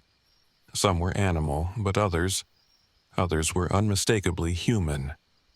They were arranged in a circle around the altar, which was etched with strange, spiraling carvings. "We should go," I whispered, my voice trembling. "Yeah," Jake said, but he lingered, his eyes fixed on the altar. He reached out to touch one of the carvings, and I slapped his hand away. "What's your problem?" he snapped, his voice sharper than I'd ever heard it. "My problem is, this place is giving me the creeps," I shot back. "Let's get out of here." We made our way back to the RV in silence, the tension between us thicker than ever. That night, the drumming returned, louder and closer. This time, it was accompanied by a low growling sound. Jake was restless, pacing the RV and muttering under his breath about how cold it was. I couldn't understand it. The temperature was mild, but his hands were ice cold to the touch. Around midnight, I heard my name whispered from outside the RV. "Amy," it called, soft and urgent. I froze, my heart pounding. It was Jake's voice. But Jake was sitting right next to me, staring blankly at the wall. "Did you hear that?" I asked, my voice barely audible. "Hear what?" he said, his tone distant. The whisper came again, this time from the opposite side of the RV. "Amy." It was unmistakably Jake's voice, but it was wrong. Distorted, like it was coming through a broken speaker. I didn't sleep that night. The next day, Jake's condition worsened. He complained of an insatiable hunger, devouring everything we had packed and still begging for more. His eyes looked sunken, his skin pale and clammy. He insisted we go back to the cabin, saying he had left something important behind. When I refused, he exploded, yelling and throwing things until I finally gave in, hoping it would calm him down. When we arrived at the cabin, Jake stormed inside without a word. I followed hesitantly, my fear mounting with every step. He knelt before the altar, his body trembling. "It's calling to me," he said, his voice barely above a whisper. "Jake, we need to leave," I said, pulling at his arm. But he wouldn't budge. That's when I saw it. A figure standing in the shadows of the cabin. It was tall, impossibly thin, with antlers that nearly scraped the ceiling. Its eyes glowed a sickly yellow, and its mouth was a grotesque snarl. The wendigo. It let out a guttural growl, and Jake turned to face me. His face was changing, his features contorting into something monstrous. I screamed and bolted from the cabin, the wendigo's footsteps thundering behind me. I ran blindly through the forest, my lungs burning and my legs threatening to give out. Suddenly, the woman from before appeared in my path, her face calm despite the chaos around us. "Destroy the altar," she said. "It's the source of its power." "I can't go back there," I cried. But she was already gone. Summoning every ounce of courage I had, I made my way back to the cabin. Jake, or whatever he had become, was kneeling before the altar, the wendigo standing behind him like a puppet master. I grabbed a lantern and hurled it at the altar, the glass shattering and igniting the dry wood. Flames roared to life, consuming the carvings and the bones. The wendigo let out a deafening shriek and disappeared into the smoke. Jake collapsed, his body twitching violently before going still. I pulled him outside, but it was too late. He was gone. I don't remember how I made it back to the RV, but I drove out of that forest as fast as I could. The authorities called it a tragic accident, saying Jake must have gotten lost and succumbed to the elements. But I know the truth. Something evil lives in the Tillamook forest, and it almost took me too. Even now, months later, I hear his voice sometimes, calling my name in the dead of night.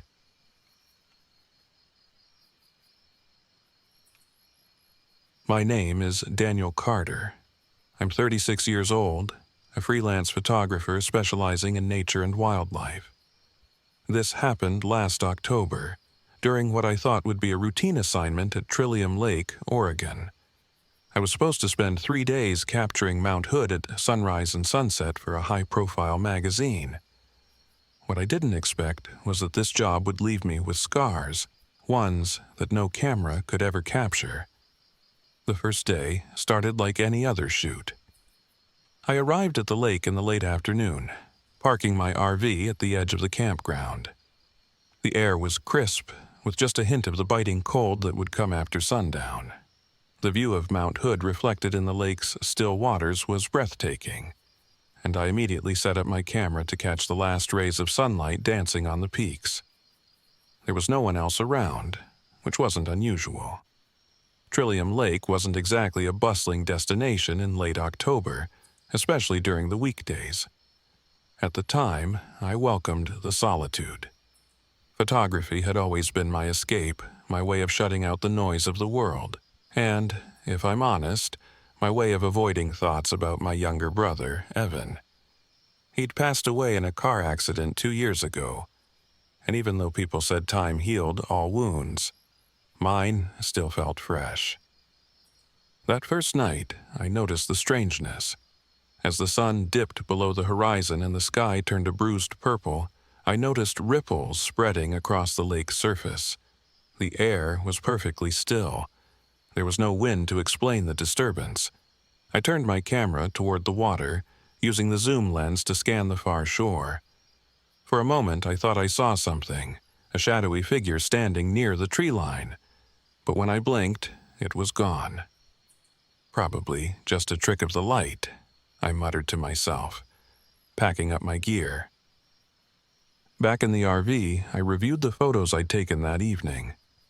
That's when I saw it, a dark figure in several frames, standing at the edge of the lake. It wasn't there when I'd taken the shots, I was sure of it. The figure was tall and humanoid, but its features were blurry, almost distorted like a smear on the lens. I cleaned the lens, double-checked my settings, and chalked it up to a technical glitch. But something about those images made my stomach twist. The next morning, the RV's heater gave out. The chill seeped into my bones as I ate a quick breakfast and prepared for the day's shoot. I'd planned to use my drone for some aerial shots of the lake, but when I powered it on, the camera feed was filled with static. The little I could make out showed strange shadows moving across the frame. I inspected the drone, but nothing seemed out of place. Frustrated, I set it aside and decided to stick to ground shots. By mid-afternoon, the weather took a turn. Dark clouds rolled in, and the wind picked up, sending leaves skittering across the campground. As I wandered along the lake shore, I came across something that made me pause. Footprints. They were fresh, leading from the tree line down to the water. They weren't mine. I'd been nowhere near this part of the shore, and there was no one else around. The prints were strange, too. They started human but became elongated and misshapen as they neared the water, as if the person had been running and their feet had changed. I should have left then, packed up the RV and gotten the hell out of there. But I didn't. My logical mind refused to entertain the possibility of anything supernatural. Instead, I told myself I was just tired, that I was letting my imagination get the better of me. That evening, as I was setting up for another sunset shoot, a voice startled me. "You shouldn't be here." I spun around to see a woman in a park ranger uniform standing a few feet away. She was in her late 30s, with dark hair tied back in a ponytail and a serious expression on her face. Her name tag read Iris. "Sorry, I didn't hear you come up," I said, trying to sound casual. "I'm just here for a photo project." Iris glanced toward the lake, her brow furrowed. "Trillium Lake isn't safe after dark. You should leave before night falls." I frowned. "Why? Is there wildlife to worry about?" She hesitated, then said, "The lake remembers. It feeds on people who stay too long. Just trust me. Pack up and go." Before I could press her for details, she turned and walked away, disappearing into the trees. Her warning unsettled me, but I told myself she was just trying to spook me. Maybe she didn't like people camping here out of season. That night, the whispers started. It was just past midnight when I woke to a strange sound outside the RV. At first I thought it was the wind, but then I realized it was a voice. Faint, almost melodic, and distinctly human. It was calling my name. Daniel. I sat up, my heart pounding. The voice was coming from the lake. I peered out the window and froze. Standing at the water's edge was a figure. Even in the dim moonlight, I recognized him. It was Evan. "Daniel, help me," he said, his voice trembling with fear. "I'm stuck." I stumbled to the door, my mind racing. It wasn't possible. Evan was dead. I knew that.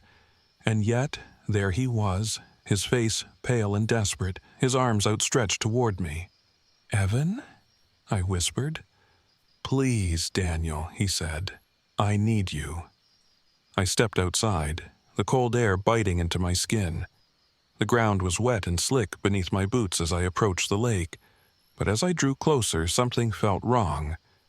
Evan's movements were too jerky, too unnatural. His eyes glinted in the moonlight, reflecting like an animal's. I stopped in my tracks, the fog lifting from my mind just enough to make me realize what I was doing.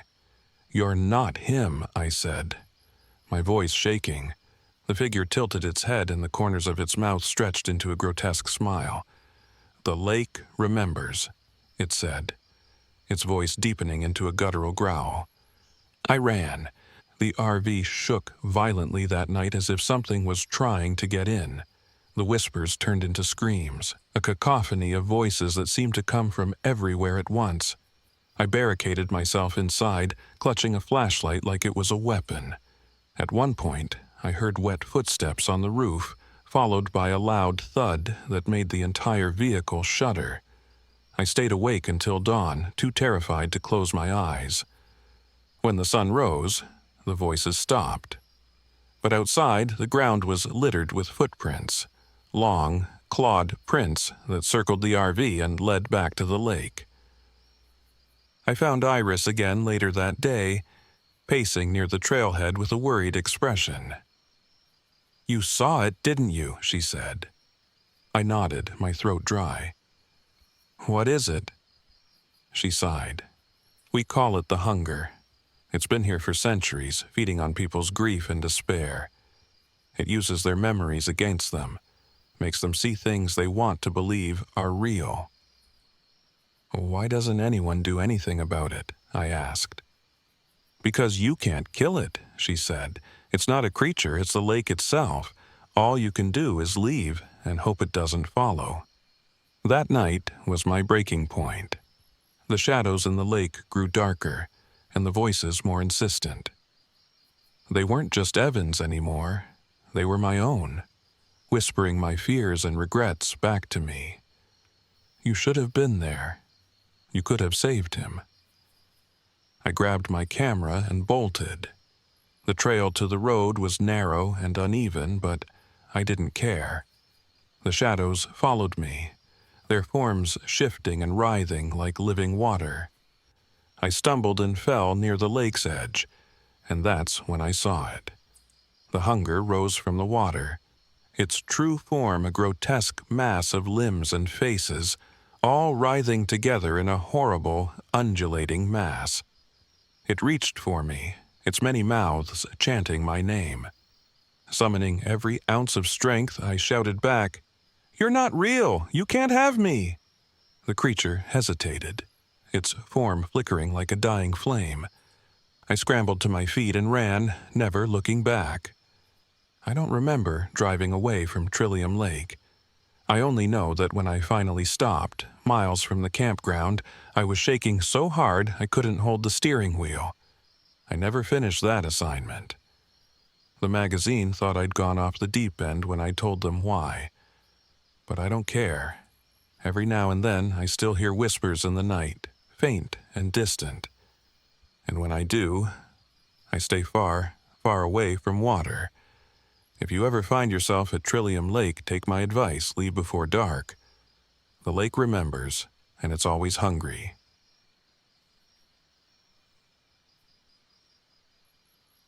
My name is Jenna Hart, and I'm 29 years old. I'm a travel writer, or at least I was, until what happened last November. I had taken my RV to Cape Blanco State Park, Oregon's westernmost point, to research a story for a magazine. The article was supposed to explore remote, haunted locations along the Pacific Northwest coast. It sounded simple enough. Spend a couple of nights near the old lighthouse, dig into the local legends, and write about the experience. But I wasn't prepared for what I found, or what found me. The drive to Cape Blanco had been uneventful until I hit the final stretch of road. Dense fog rolled in, shrouding the cliffs in a gray haze that made the narrow path feel like a tunnel to nowhere. By the time I reached the small campground near the lighthouse, the fog had grown so thick I could barely see beyond the RV's headlights. The silence was oppressive, broken only by the distant roar of the waves crashing against the cliffs. I was the only camper there. At first, I told myself that was a good thing. No noisy neighbors, no distractions. But as I stepped out of the RV and looked around, the isolation felt heavier than I expected. The lighthouse loomed in the distance, its tall white tower barely visible through the mist. The beacon light wasn't on, though it flickered briefly as I stared at it. I shook my head, figuring it was a trick of the fog, and set about settling in for the night. The first day passed uneventfully. I spent the morning walking the trails and taking notes about the park. The cliffs were stunning, even under the overcast sky. Waves crashed violently against jagged rocks far below, sending sprays of salt water into the air. There was something raw and untamed about the place that I couldn't quite put into words. It felt alive, but not in the way a forest or meadow feels alive. More like aware. In the afternoon, I visited the Lighthouse. The building had been automated decades ago, and the keeper's quarters had been turned into a small museum. It was closed for the season, but the door creaked open when I tried the handle. Inside, the air was damp and smelled faintly of mildew. Dust coated the wooden floorboards, except for a trail of footprints leading upstairs. My heart skipped. Was someone else here? "Hello?" I called out, my voice echoing in the empty space. No answer. I waited a moment, then decided to follow the footprints. They led to the lantern room at the top of the tower, where the beacon's massive Fresnel lens sat dark and cold. Through the thick glass windows, I could barely make out the churning sea below. For a moment, I thought I saw a figure standing on the edge of the cliff, a tall man with broad shoulders and a peaked cap.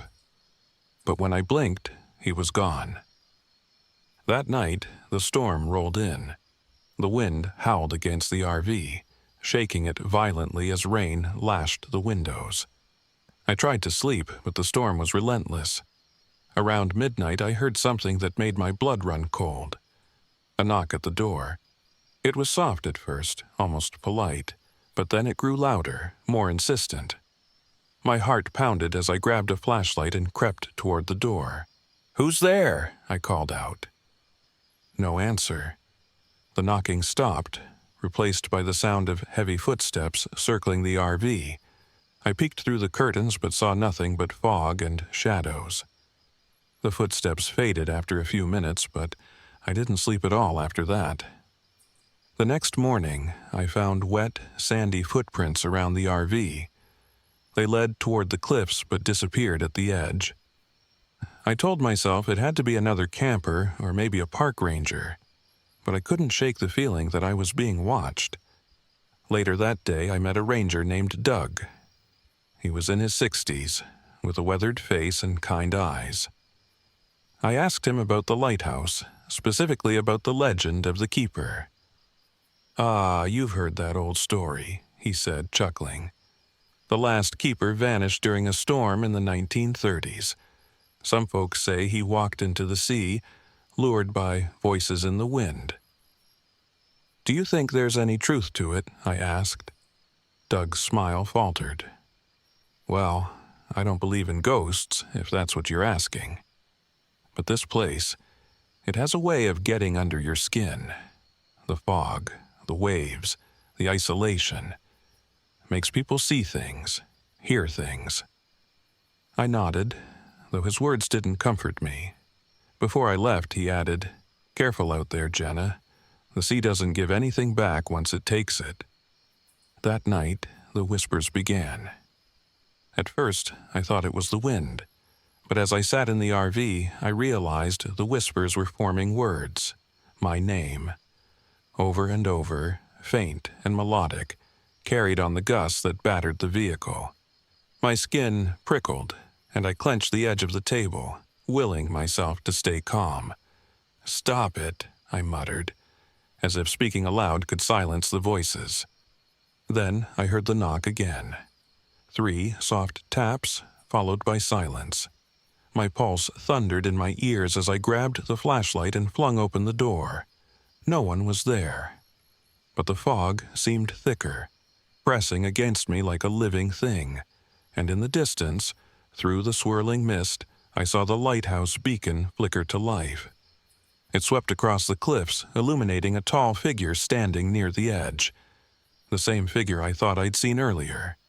He turned toward me, and for a brief moment I saw his face, gaunt, pale, and waterlogged, like a drowned corpse. I slammed the door and locked it, my hands shaking. The whispers grew louder, almost frantic, until I screamed at them to stop. And then, as suddenly as they'd started, they did. The final straw came the next morning. I decided to investigate the lighthouse again, hoping to find some rational explanation for what was happening. The museum door was still unlocked, and inside, the trail of footprints from before had been joined by a new set. They led to the basement. I hesitated, but curiosity won out. The basement was dark and damp, filled with old tools and nautical equipment. In the corner, I found a small water-damaged journal.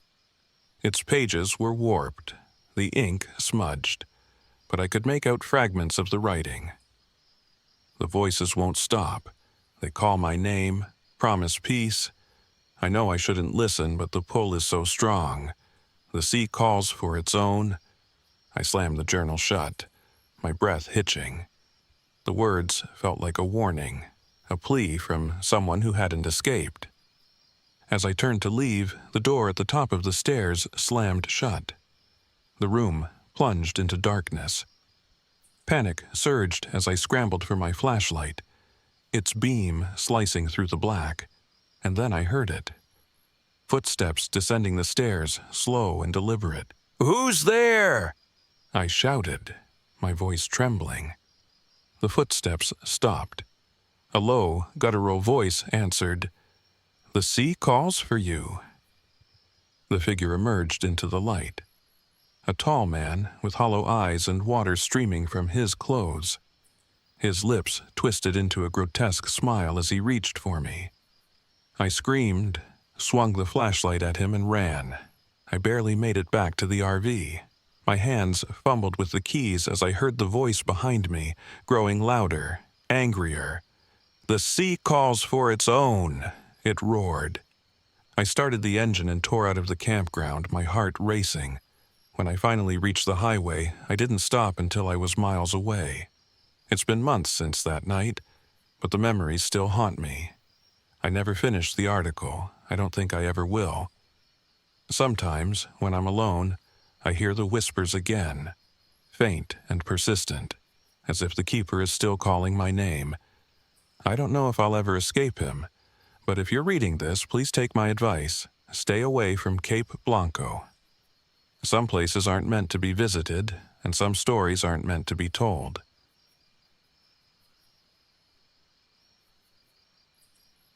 My name is Clara Jameson.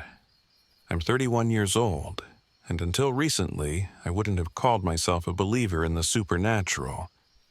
This story happened last October, and though I've tried to put it behind me, the memories refuse to stay buried. I was RV camping alone in Oregon, deep in Umpqua National Forest, near a place called Devil's Knob Lookout. If you've never heard of it, don't worry. I wish I hadn't either. I decided to take this trip as a way to reset my life. After a messy breakup, I wanted solitude, a chance to prove to myself that I didn't need anyone else. The forests of Oregon seemed perfect for that. Devil's Knob caught my eye on a map, mostly because of the name. It was remote, unspoiled, and had a stunning view of the ridges. It seemed like the perfect spot for a few days of hiking and photography. The first sign that things weren't going to go as planned came early. My GPS had been acting up since I left the main highway, losing signal and rerouting me down back roads that seemed increasingly less traveled. Eventually, it stopped working entirely, leaving me to rely on an old map I'd printed before the trip. I didn't think much of it at the time. Technology fails sometimes, right? I arrived at the trailhead late in the afternoon. The air was cooler than I expected, with a biting wind that carried the earthy scent of pine. The parking area was completely empty, and my RV looked almost comically out of place in the wilderness. The silence was unnerving, but I chalked it up to my own nerves. I told myself this was what I wanted: peace, quiet, no distractions. After settling in, I grabbed my camera and decided to explore before the sun went down. The trail was narrow, flanked by towering trees whose gnarled branches seemed to claw at the sky. I noticed claw marks on some of the trunks, deep grooves that looked too large to be made by any bear I'd ever seen. A shiver ran down my spine, but I brushed it off as overthinking. Wildlife lives here. It's normal. By the time I returned to the RV, the sun was dipping below the horizon, casting long shadows across the forest. As I prepared dinner, I couldn't shake the feeling that I was being watched. The hairs on the back of my neck prickled, and I found myself glancing out the windows every few minutes. Nothing was there. Still, I locked the doors and drew the curtains before settling in for the night. I woke around midnight to the sound of footsteps, heavy, deliberate, and circling the RV. My heart raced as I sat up, straining to listen. It could be an animal, I told myself. A bear, maybe. But the pattern of the steps was too purposeful. I held my breath as the footsteps paused near the door. A soft scraping sound followed, like nails running along the metal. My chest tightened. "Hello?" I called out, my voice trembling. Silence. The footsteps resumed, retreating into the forest. I didn't sleep for the rest of the night. The next morning, I convinced myself it had to be an animal. The idea of turning back so soon felt like giving up, and I wasn't ready to admit defeat. I decided to hike further into the forest, hoping to shake off the unease. That's when I met him. He appeared on the trail without warning, a gaunt, weathered man with a long beard and eyes that seemed too wide, too alert. He wore a patched jacket and carried a walking stick. When he saw me, his expression hardened. "You shouldn't be here," he said, his voice low and gravelly. "Excuse me," I asked, startled. "This place isn't safe. You need to leave. Now." He glanced around nervously, as if expecting something to emerge from the trees. I felt a surge of defiance. "I have every right to be here. It's public land." He stepped closer, lowering his voice. "You don't understand. There's something in these woods. It's been here a long time. It watches. It waits." His words sent a chill through me, but I forced a laugh. "Are you trying to scare me? Because it's not working." He shook his head, his expression grim. "You'll see soon enough. Don't stay another night." With that, he turned and disappeared into the trees, leaving me shaken.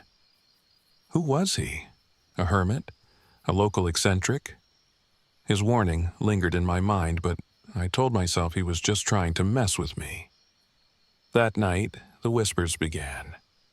At first I thought it was the wind, but as I sat by the campfire, the faint murmurs grew louder, more distinct. My name, Clara, over and over, in a voice that wasn't quite human.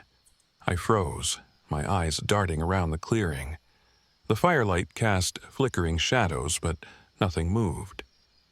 Then came the smell, an acrid, rotting stench that made my stomach churn. It was coming from the trees. The shadows seemed darker now, more solid. Something was out there. I grabbed the flashlight and shone it into the woods. The beam caught a pair of eyes, glowing like embers. My breath hitched as the figure stepped closer, revealing a gaunt skeletal frame with limbs that bent at unnatural angles. Its head was crowned with jagged antlers, and its mouth was too wide, filled with jagged teeth that seemed to stretch into a sick grin. I stumbled backward, dropping the flashlight. The creature didn't move, but the whispers grew deafening, crowding my mind with fragmented words and images. Hunger, cold, despair. Somehow, I managed to grab the flashlight and run back to the RV.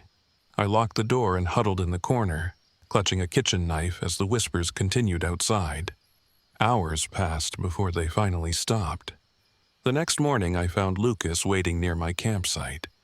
His face was pale, his eyes haunted. "You saw it, didn't you?" he asked. I nodded, too shaken to speak. "It's a wendigo," he said, his voice barely above a whisper. "It preys on the weak, the isolated. It gets in your head, makes you see things, hear things. You can't fight it, not the way you'd fight an animal." "What do I do?" I asked, desperation creeping into my voice. We have to drive it back. Fire, light, noise. It hates those. But it won't be easy. Together, we've prepared for the night. Lucas brought torches and explained a ritual he'd learned from an elder in a nearby tribe. The wendigo wasn't just a creature, it was a force, a curse tied to the land. Breaking it would take more than brute strength. When darkness fell, the whispers returned, louder than ever. The creature emerged from the shadows, its twisted form illuminated by the flickering firelight. It didn't attack immediately. It circled us, its glowing eyes filled with malevolent intelligence. Lucas began the chant, his voice steady despite the fear in his eyes. I held a torch, keeping the creature at bay as it lunged and snarled. The fire seemed to hurt it, but it didn't stop. Its whispers grew more insistent, more desperate, as if trying to break our resolve. Then it happened. The creature lunged at Lucas, knocking him to the ground. I screamed, throwing the torch at it, but it was too late. Lucas yelled for me to run, his voice cutting through the chaos. I didn't want to leave him, but instinct took over. I ran to the RV, started the engine, and sped away, tears streaming down my face. When I finally stopped, miles from Devil's Knob, I collapsed in the driver's seat, shaking. I never saw Lucas again. I don't know if he survived or if the wendigo claimed him. All I know is that I'll never forget the look in his eyes as he faced that creature, determined to protect me. Even now, I feel its presence sometimes, a shadow in the corner of my vision, a faint whisper in the wind. I've learned to ignore it, but I know it's still out there, waiting for its next victim. If you ever find yourself near Devil's Knob, do yourself a favor, turn around. Don't look back. And for the love of God, never go alone.